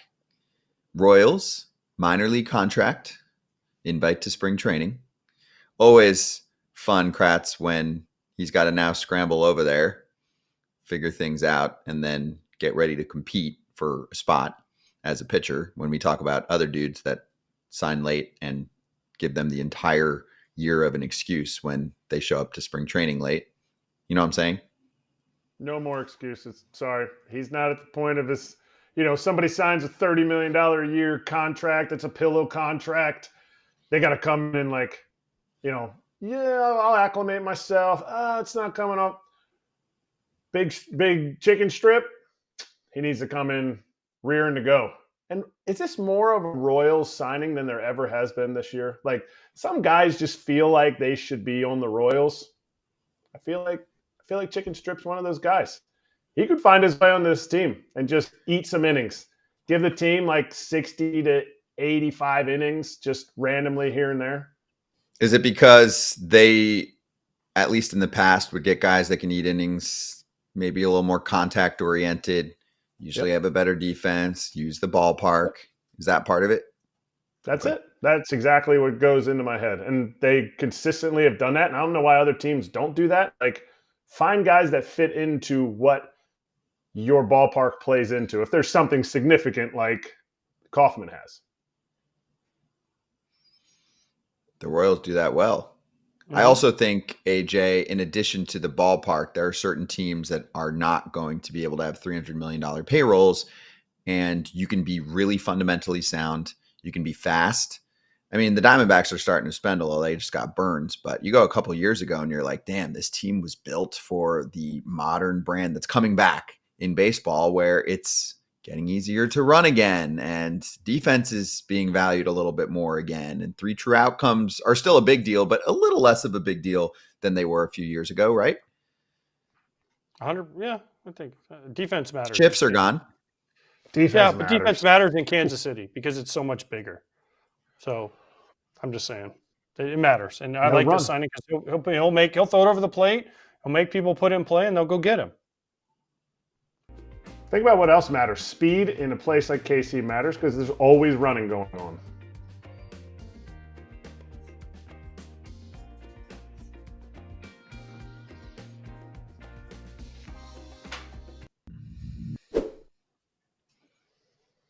Power rankings. We're going to have to do something fancy for that, maybe a hammer. But we're going to do this every week during the season. We're going to do this every week? Why are we doing it every week? It's going to be overreaction Monday every week? Like, how about like I don't know if we're going to do it on Monday. Or something. We might do it on Thursdays. Why? Because it just, you know what you should do? You should do it on Fridays. Why? That's so selfish of you. Why? What happens on Fridays? I don't get it. You have the weekend coming up, so you can get ready for the big weekend series. Oh, right. So you're trying to work the on bench Fridays? player. The bench player doesn't play every day. True. Maybe, you know what? Maybe we will. Maybe we'll take it off. If it bothers you that much, maybe we will do it on Friday. I didn't say it bothered me. I'm just saying that I think that doing a power ranking every week is too much. Just my opinion. My opinion, opinion matters on this show? None. Can we do a poll? You guys can do it on Fridays. Every week on Friday. Somebody put a poll up and ask if you are into power rankings once per week, just during the season. There's like 25-ish weeks. So you do it 25 times. A lot changes in a week. That's why we do a show every single day. But we'll let the people decide. AJ's like, I'm all about power ranking management. Okay, I'm all about my load management when it comes to power rankings. Load management. The thing is, though, you're either going to be in or out because we're going to do them, and it's just a matter of are we going to do them on Fridays or non-Fridays? So it's AJ Fridays. or not AJ. I voted Fridays. Every Friday. Okay. You know why? Because then you could get Todd to give his power ranking every Friday. I like it. I'm not opposed to that. Player, AJ. Yes, I am such a good team. I am like Rafi Devers and Alex Bregman combined into one. I am just here to help everyone win. Cam Maben will enjoy some power rankings too, but AJ has his power rankings. This might be the only time you ever get them because we're not going to do them every week during spring training, but we wanted to get ourselves all warmed up for this. So what are your power rankings entering spring training exhibition games? Am I going first? Yeah, you're going first because you're going first and then you're kind of going last for you ever. So obviously we all have the Dodgers 1, so we can skip that one. Now I went full Kratz homer with Philly because that guy on the right I think is in for a big year, and I think their pitching is really good. Now, originally when I did this list, I only had a top 5, and then Scott had to change it to 10. So I had Atlanta, Arizona, the Yankees as the first American League team. Yes, the Mets are 6th. That means they're going to finish 3rd, Kratz. Way to go. And then I had to reach for some American League teams because I'm like, man, it's National League heavy. I think Boston, Baltimore, the AL East is stacked. Texas down there at the bottom. And then, listen, I'll be honest. I think the A's are going to compete for a playoff spot this year. That's why I have them as a sleeper pick. The ATHs are my sleeper pick to compete for a playoff spot this year. Nice. And if you notice, what team is missing in that first top 10 that people are picking to be really kind of good this year? Kratz? Astros? Nope. No. NL Central. No, the Cubs? Oh, the Mets are right there in 6th. The Cubs. You know why? Because I'll never pick the Cubs to win anything, so they're never going to be any. Well, there's another reason why AJ won't be part of power rankings, because what if the Cubs are by far the most dominant team in the first month of the season and they're just still outside of his top 10? Yeah, so, they might make a sleeper pick. That's it. The best chance they got. Well, all right. You've been eliminated. Good job. This is the first and only time you'll see AJ's power rankings. Kratz, go explain. Woo. If you ain't first, you last. Well, I like the fact that we're kind of in cahoots here. I bumped the Yankees up a little bit more. Arizona, we're really close there. I am a huge, huge Orioles fan. They had the 3rd best record in the American League last year. With the second half that they had, I think they're more of that first half team, so I have to lean on that. My third place team in the National League East, no Mets fans have ever heard me say that, so make sure they're there. I honestly thought about putting the Rangers ahead of the Mets because I think the Rangers are going to do some really, really special things. And I think the Reds win the NL Central. So that's why I don't have AJ's Cubs in my top 10, because I think the Reds are going to win the NL Central. I honestly think the Brewers might come in second and the Cubs in third. But we'll see, because I'm a third-place guy. Seattle is going to make huge, huge strides with another one of AJ's favorite friends taking over the helm. They're just going to have to learn to make contact, and this pitching staff are going to stay together. So Seattle's there, and as I don't have any teams from the Central on here, from the AL Central, so my sleeper pick is KC. I think KC wins because another year older, another year wiser of MVP candidate Bobby Witt, and they added a little bit more to that lineup when I don't know that the lineup needed a ton more, in a sense of like they weren't going to go get an Anthony Santander. Oh, wait, they did offer him. That would have been a huge pickup. But getting Jonathan India will be bigger than I think people think, and this pitching staff knows how to get outs. I mean, some Brewers fans. How can go you ahead. pick KC? They made the playoffs last year. They're not a sleeper pick. They made the postseason last year. This is like bold take. Bold take. The Dodgers have the best chance to win the World Series. They're not a sleeper pick. They made the playoffs last year. Hang on. Let me see what sleeper pick means. Oh, it means whatever the heck I think it means. It was just somebody from not in the top 10. So maybe it's more of an honorable mention pick. Then you should have said that instead of sleeper pick. The Scott's sleeper pick is going to be sleeper hold. That's fine. Scott's sleeper pick is going to be the Mariners. We already know it. Go ahead, Scott. The Mariners don't touch anything. I'm not talking about them for anything here. And I'm curious, Kratz. I mean, the Mariners are better than the Padres right now? I have them better than the Padres. Okay. They have the best. They have the most perceived value from the starting rotation, second most from the bullpen. So they're doubling down on the fact that they can just pitch. I'm not saying they're scoring runs. I'm saying it's going to be enough. Okay, you need to score runs to win, but okay, that's fine. Let's go to my top 10, please. We all are on the same page right now. The Dodgers, and I do think the Phillies have a deep starting rotation, still a very strong lineup. I actually really like the thought of Trey Turner batting leadoff for the Phillies. I do think they need to switch it up and have a pest at the top, and I think it'll reignite Turner too. So he seems excited about it. So Phillies, and this is entering the season. Obviously, things change here. I got Mets 3 right now based on, obviously, the Soto addition. Bullpen gets better. Yes, I know there are question marks with the rotation, but I blasted that last year, and I was wrong. I got the Diamondbacks 4. Diamondbacks were a fringe playoff team last year. They had the best offense in baseball without Corbin Carroll being himself for most of that time. I think he'll be more of the 2023 version, and they added Corbin Burns. I've got Atlanta 5. That can tick up when Strider and Acuna come back. I want to see them come back. I've got the Padres 6. They were the second best team in baseball last year to the Dodgers. So I know they lost some pieces, but they didn't lose that many pieces, and they did add Pivetta to the rotation. I've got the Yankees 7. That's my first American League team because the American League is far worse than the National League for a second consecutive year. That is not disputable. The Tigers 8, an emerging team, did well in the playoffs, added some pieces in the offseason. Cleveland did win the division last year, pretty close to the same team. I hate them losing Naylor, but for now I'm going to keep them in here. And then I do like what Texas did in the offseason. So I kind of finished with those AL clubs. Go ahead, make fun of me. What do you want? What am I missing? Oh, and my sleeper pick Cincinnati, because they didn't make the playoffs last year. That definitely qualifies as a sleeper pick.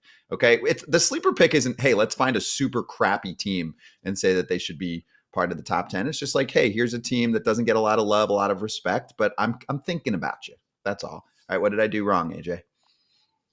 No, I mean, I can't really. I mean, San Diego, I think you have too high because I'm just worried about their starting pitching. I think that, no Musgrove. I don't know if Cease is going to be there. What are we going to get out of almost a 40-year-old Yu Darvish at this point? I just don't know that San Diego is that high. And plus, they lost a lot of offensive firepower and Profar. And so I don't know. I think they're a little bit high.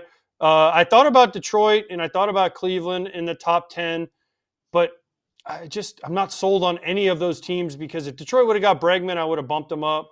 But the rest of the list is pretty good, Scott. I feel like, you pretty much nailed it. I get the Cincinnati sleeper pick with Tito. Nick Lodolo, according to Kratz, is going to win the Cy Young. So, I get that pick. And for me with San Diego, just quick ahead. response on San Diego. Cool. If they trade Cease, I'll knock them down, but I just can't do that yet. Cease and King have to have mega years for San Diego because of that rotation. For me, my problem is I think you got to have – I have no problem with Detroit and Cleveland up there. You got to have Texas above them. I truly believe Texas is a better team than both of those teams. That's fine, but that's nitpicking. So if that's the biggest criticism you have for me, I included them in my top 10. They didn't make the playoffs last year.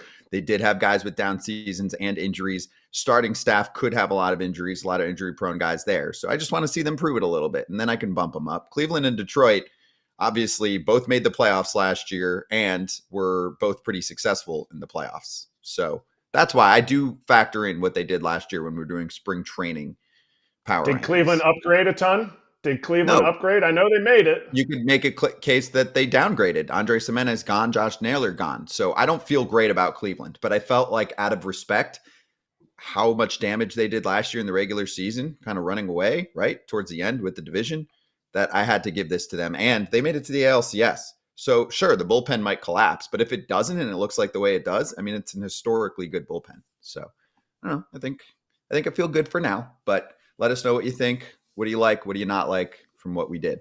Okay. And goodbye, AJ. Great job doing power rankings. You were awesome. One and done. George Costanza. Right. He's out of the building. Yes. Good job. All right. Kids. FT fam, we're going to actually, this is perfect timing. We're going to talk to Heath Bell about the Padres since he is a host of Friar Territory.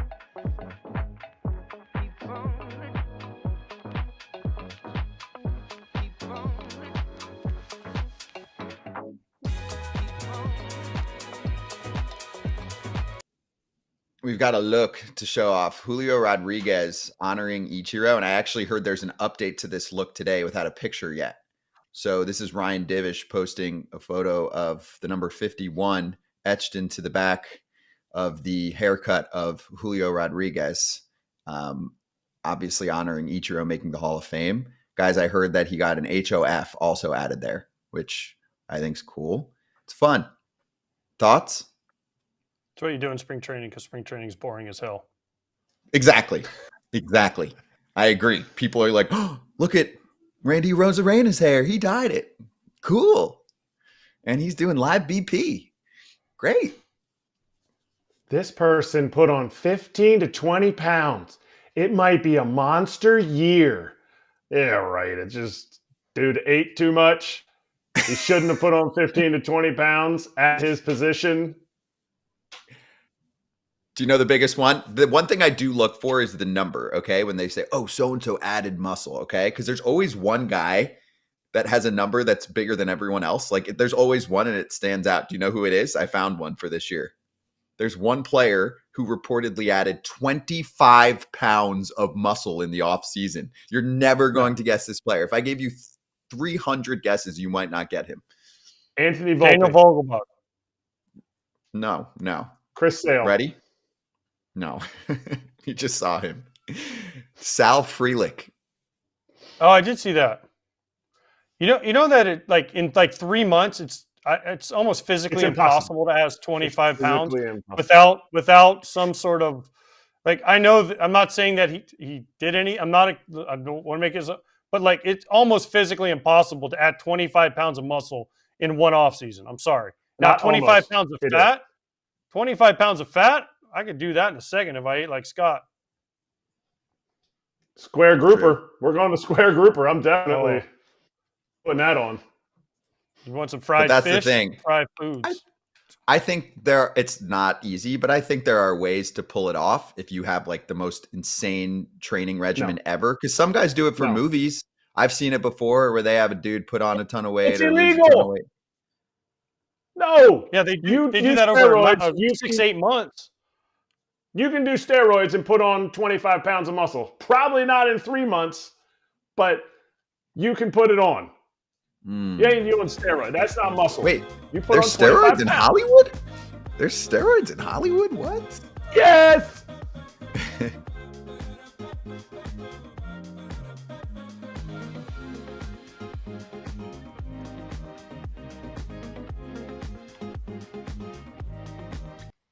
Hey, we've got former big league closer Heath Bell joining us right now, and he's one of the new hosts of Friar Territory, all geared up right now too. Heath, great to have you on here for the first time, man. How you doing? And you having fun hosting the show? Yeah, I'm having a good time. Thanks for having me, guys. Yeah, great to see you, dude. All right, so let's do this, and Wait, then we'll hold talk on, more let's about the ask show Heath. on the back end. Heath, What? can you gain 25 pounds in 3 months? Fat, definitely. Exactly. Exactly. That's exactly what I'm. Not a chance. I can lose 25 pounds, but I can't gain it. Yeah, 25 pounds of muscle ain't easy without help. But all right, let's hit San Diego Padres storylines.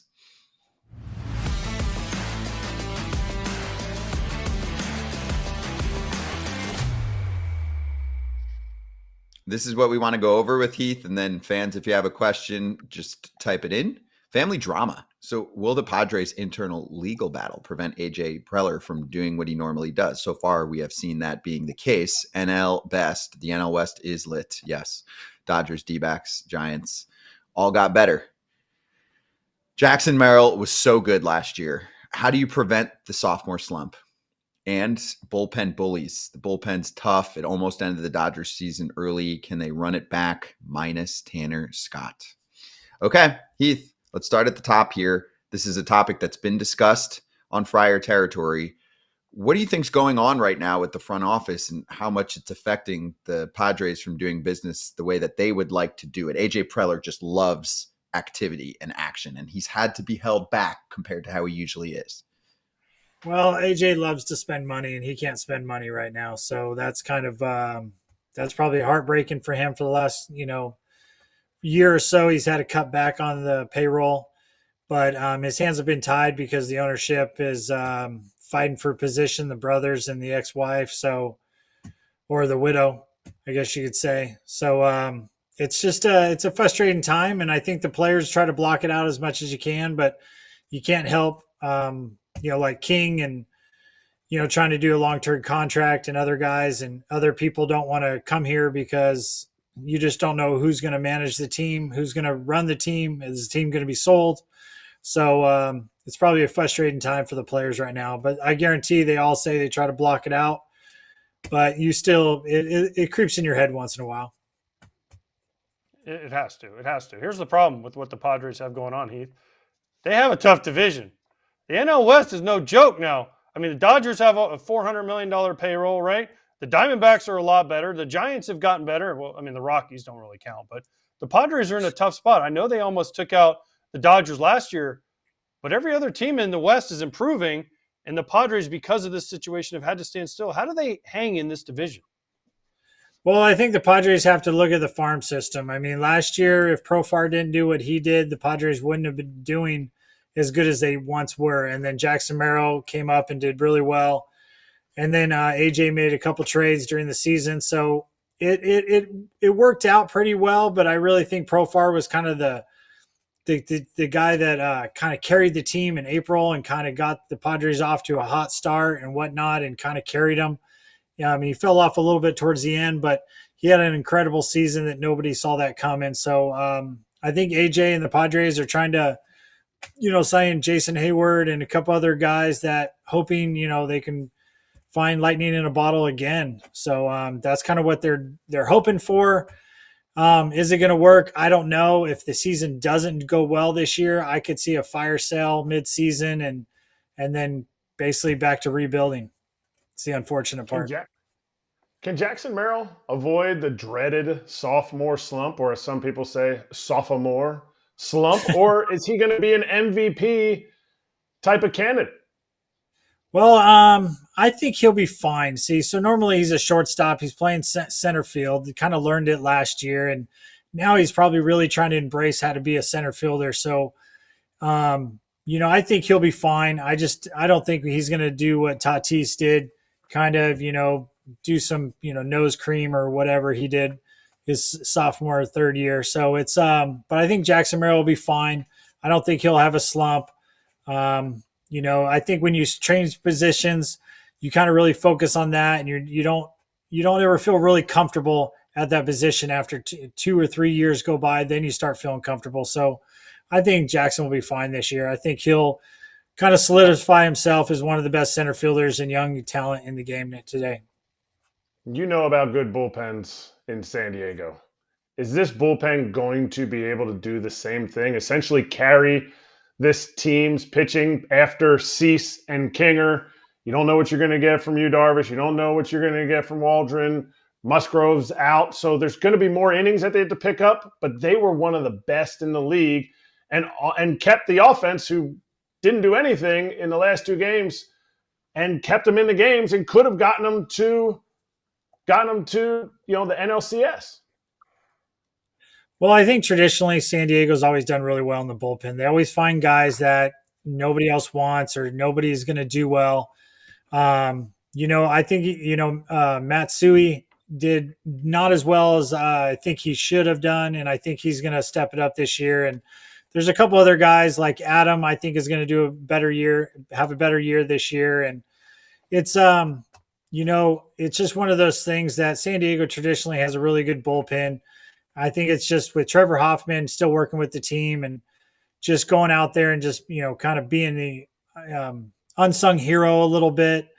Besides the coaches, you just kind of have that veteran Hall of Fame status that are just right here that guys always talk to and ask questions. And, what better to talk to about than, have Trevor Hoffman just kind of in the wings, about situations. So I think San Diego will be fine in the bullpen. It doesn't look as sexy as it did last year, but I think they'll be fine, and they'll be in the top 5 or the top 3 bullpens of the year by the end of the year. I'm going to combine 2 fan questions here. So one fan says, Padres fire sale if they struggle. And another fan asks about Bogart's performance to watch. I can tie them together because Bogart ain't getting traded no matter what. So you want to answer both here. Like, if things do go really poorly, who gets dealt? Because there are long-term pieces that really aren't tradable based on how much money they cost. Not that they're bad players. And then just what do you think about Bogarts and obviously shifting back to shortstop? Well, Bogart's signed to be a shortstop. I mean, I didn't like the signing when you had Tatis to be a shortstop. He made some errors, but you can always just work on your defense a little bit better. And they went out and we got, I think, everybody in the team except for the pitchers play shortstop. So it's just one of those things that I think it was a little strange, but to move him to second base just because Kim, Bogarts got hurt, and then Kim had an incredible year, but he particularly wasn't that great of a player. I mean, he was a good, solid, maybe above average major league player, but he wasn't as outstanding like he was.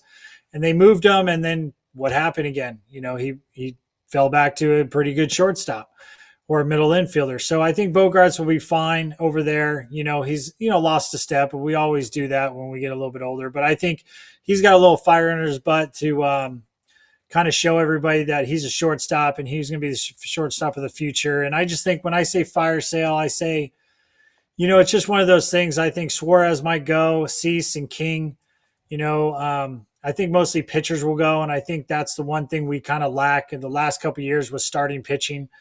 We have starting pitching, but, Yu Darvish is getting older. Joe Musgrove's not there. I do like the Korean guy that we signed. Well, he's not from Korea. Hart, Kevin Hart or Kyle Hart. Kyle Hart, yeah. So I like him because he's a pitcher. And there's not many pitchers out there, but he's one of those guys who's got to keep the ball down. If he keeps the ball down, he's going to do really well. But when I say fire sale, I mean, all the trade rumors they were talking just recently, it wasn't like in the mid-season. It was kind of like leading up to spring training. What is AJ going to do? Are they going to trade this guy? Because he fortunately can't sign these guys. So, if people are willing to give some prospects or whatnot, but my biggest thing with the Padres is they need to start building with what they have within and stop going out and trying to get the best prospects around the league. They need to draft and develop guys and keep them and bring them to the big leagues and let them, kind of like a Jackson Merrill, help them in the big league level. You can't always find a Tatis from somebody else. What was it, the White Sox? And then have him be the star of the team. So, and then it doesn't work. Even the Yankees haven't done it. They tried for many years when they went out and signed everybody, but you can't do it for years and years out, especially when you have an ownership issue going on this season. So it's that's kind of where the fire sale. I don't predict them to have a fire sale, but just looking on the outside in, if they don't do well, who knows what AJ is going to do. And he's gone through so many coaches and so many different situations when he first got here. He went and got a bunch of veterans, then he went young, and then he's traded off so many prospects. So you just don't know what's going to happen. Let's say they have success. Let's say they continue to have success. How many years of success do they need to have to make it a Dodgers-Padres rivalry instead of a Dodgers-Giants rivalry? I know they're rivals now, and there was the Kershaw crying emoji stuff, but it's still not. Is it still not up to the level of the Giants-Dodgers rivalry? The Padres have to win a World Series, plain and simple. You got to go out and win a World Series and kind of show the Giants, because the Giants in early 2010s started winning every other year for like 3 times in a row.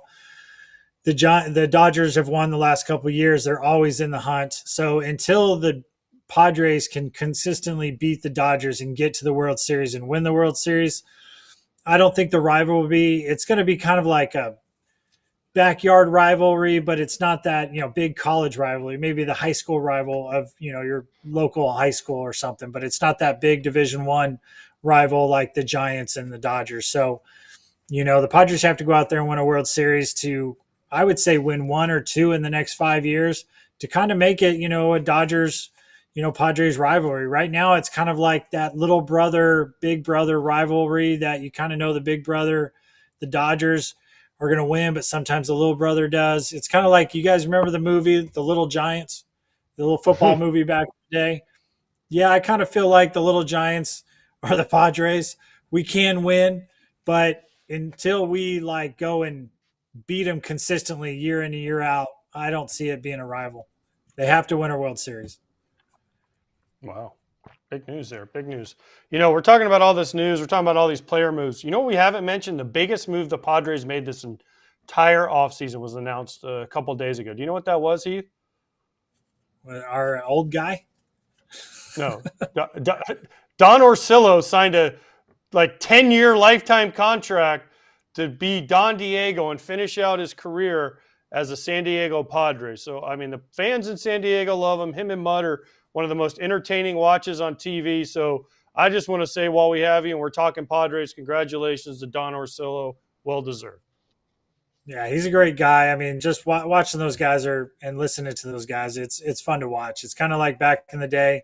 It's not. I don't think I think Harry Carey is one of the best ever, but they're definitely in the top 5 of that category. So there's some announcers out there that are really good that unfortunately I just don't like listening to, for whatever reason.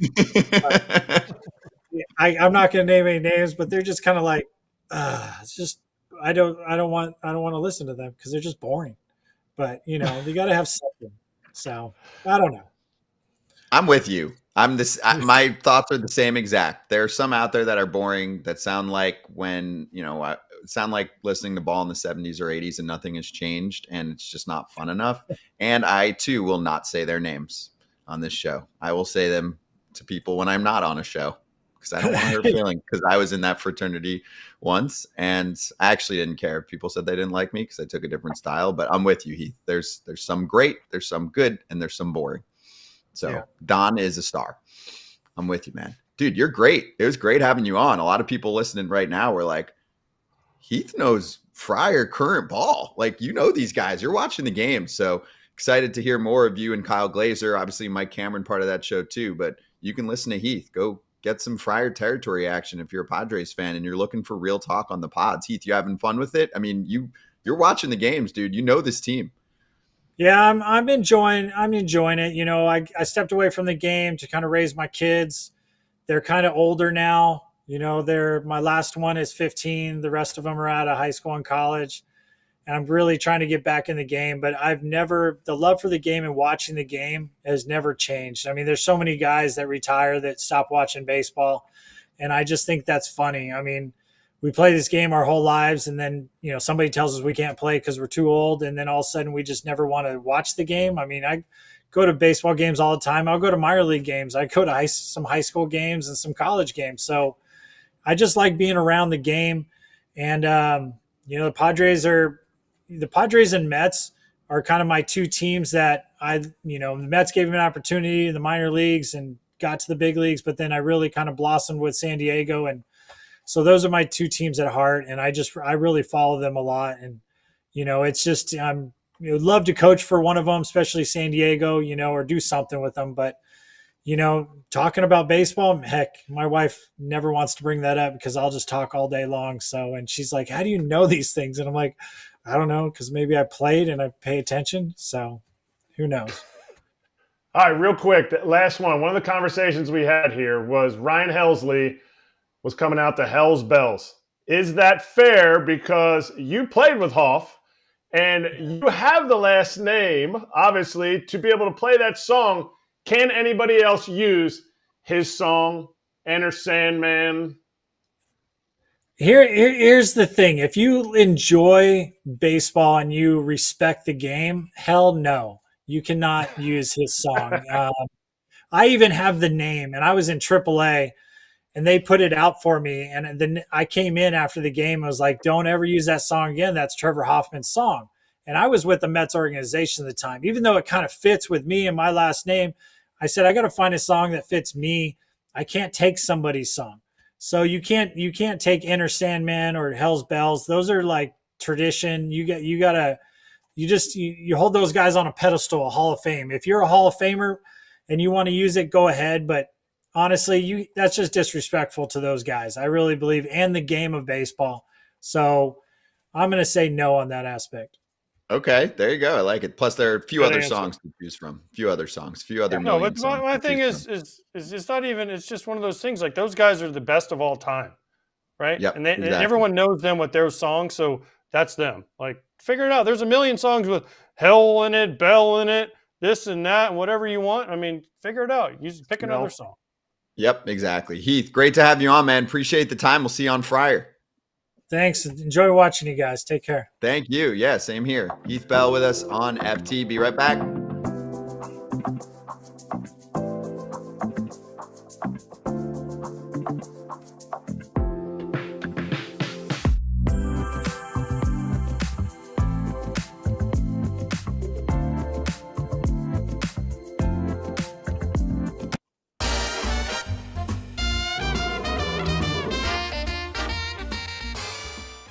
Let's hit BetMGM Futures. Vladdy Jr. I don't even have to look at the number. I'm going over 31.5. I mean, he is a man on a mission, and he's been durable. 31.5 is the number. AJ, I know we've been doing a lot of overs, but come on. And they pissed him off too. So Exactly. He's gonna be like, oh, y'all think this is for real? Like, watch this show. Remember a couple years ago when he said that was just the matinee to the Oscar-winning movie or whatever it was he said? Remember whatever that quote was? Yes. Well, this could be the year where he wins the Oscar and the MVP because I have a feeling he's going to go off this year. I really hope He he can do does what he too. wants to do. Mm-hmm. He can do what he wants You're to right. do. If he thinks there's more value in hitting 320, he can hit 320. If he thinks there's more value in hitting 50 homers, he can hit 45 homers. So I'm taking over. The sky's the limit, and he's going to play 162 games this year. I feel really good about this over. I think, Locking it in. I think 40 plus for Vladdy if he stays on the field. 40 plus for me. And I know Toronto's kind of had the weirdness with how the ballpark's playing. I don't care. 40 plus. So book it, people. If he stays on the field, he's going to hit with some serious power this year. And also, he's one of those guys where he's in the big league clubhouse as a kid. He's just not fazed by pressure the same way. And he's a natural talent. Like he's just kind of got it all, right? Game comes easy to him. So I think he's pissed off and motivated. And with someone like him, it does matter because he's pretty happy-go-lucky, but this is the take it personal year after what just happened. So FT fam, Erik Kratz has been tweeting about and playing in the BetMGM Poker Winter Online Championships, which includes $1.5 million in guaranteed prize pool money, 21 trophy events. Kratz, do you have a quick update for us on how you've been doing? Last two have been meh, but tonight is the night. Tonight, I am coming to win the exact same tournament. It's a PKO, progressive knockout, $500 buy-in. I'll be there. You should be there too. Is this the one that you won last year? It is. It was a 525. I won it back in 23, the end of 23. But right. Yeah, same one. It's a trophy. It's a trophy match tonight. Not as nice as AJ's trophy, but I'm looking to put another one on my mantle.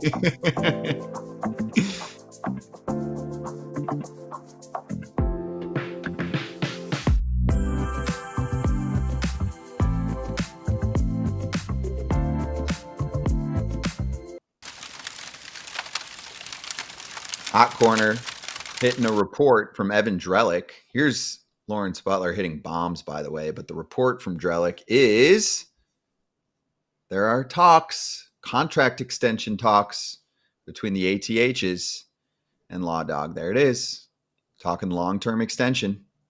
I mean, good move. Do it. I'm not always on board. I'm usually on board because I don't know what the numbers are. AJ, extension hit percentage is high. When you're investing in a player so early on in his service time, it just doesn't cost as much. So unless you really think the player is not going to stick in the big leagues and be a shell of what you're seeing now, then do it. This is the time to get value. This is how certain teams are able to create a powerhouse. The Atlanta Braves have nailed this. And even if you don't get every single player correct, you're still going to get more wins than losses. Acuna alone, right? Acuna alone. They could have missed on like 5 others. Acuna's on an 8-year 100, and I think there might be options or whatever it is. There's so much surplus value and savings here. So thoughts on Butler getting some cash? Two thumbs up for this one. I hope he gets it, and I hope they do it, and I hope they make it a long one, and good for him. And once it's done, he'll be happy, and then we move on to the next guy. I love early extensions for guys that deserve it. Get him before he hits an all-star game because there's all-star written all over him. He was 31% above average on OPS plus, and a lot of that was after he made a swing change and a mental change of how he approaches his at-bats. His strikeouts went down. His chase percentage went down. Like, do it now because tomorrow it's going to cost you more. Like, you got to do it before he starts playing. It's so funny. One of the biggest things he brought up was just focusing on keeping his head still. He's like, man, that did wonders for me. I was like, hitting so easy.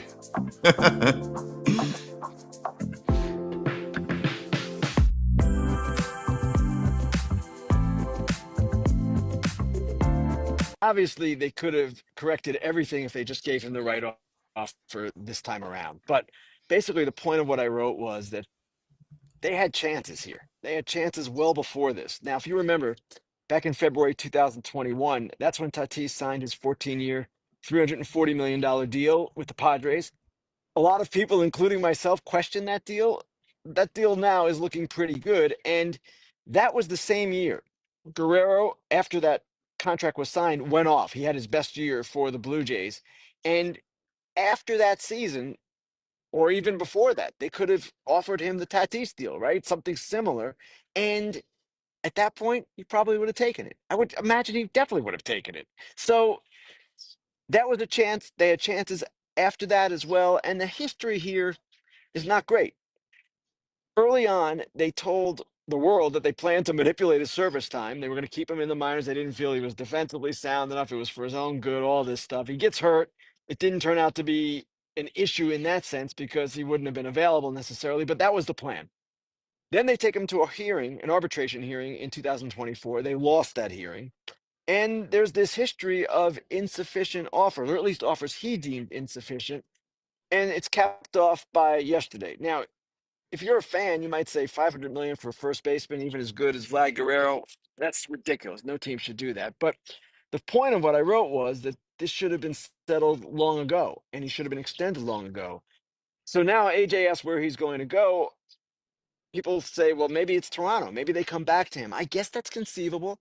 They can come back to him with a number closer to what he wants because they're getting a lot of heat, as you know. But The Blue Jays front office talks frequently about discipline, how they want to stay disciplined. Sometimes, actually often, that's a great idea. But when you've got a star player like this and you've got the Juan Soto deal there sitting at 765 million, the market's changed. And it seems like they had a couple of opportunities to react to that before even Soto signed, and they did not take advantage of them.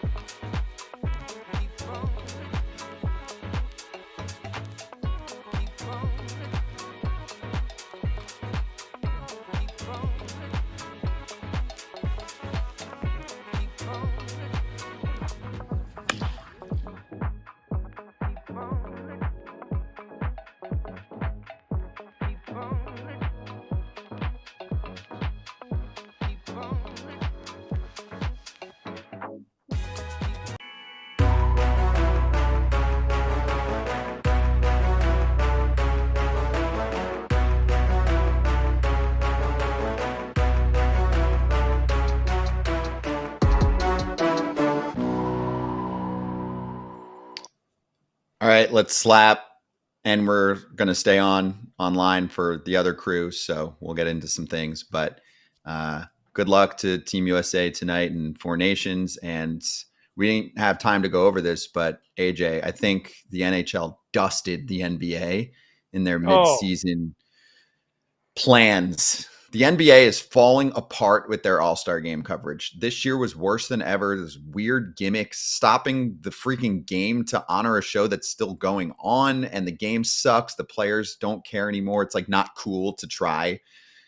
As if you're so worried about getting hurt to play a quarter and a half of extra basketball, then don't go. It's gross. So hockey, you crushed it on this one. Your thoughts, AJ? This is one of those things that hockey did, and when you thought about it, you're like, man, someone could really get hurt, someone could mess up big time. But I mean, this is the most attention hockey's gotten in a long time, and good for hockey. Way to go! And you know what? Even more, way to go to the players for playing like they care and they matter. Now, baseball, I still think has the best All-Star game because it's the most natural All-Star game. You still have pitchers pitching, you still have hitters hitting, and all that. But there are tweaks we can make to the All-Star game. We should try some different things. Keep the game the same, but try some different things just to make it a little bit crazy every once in a while. I'm okay with that, but to do what the NBA has done and make it, or the NFL, make it flag football, whatever, or the NBA where they're like Chuck versus Shaq versus this. I mean, come on. Yeah, the NFL is a tougher sell because they do kill each other on the field. NBA, come on. You can't play a quarter and a half of extra basketball. Give me a freaking break. That's embarrassing.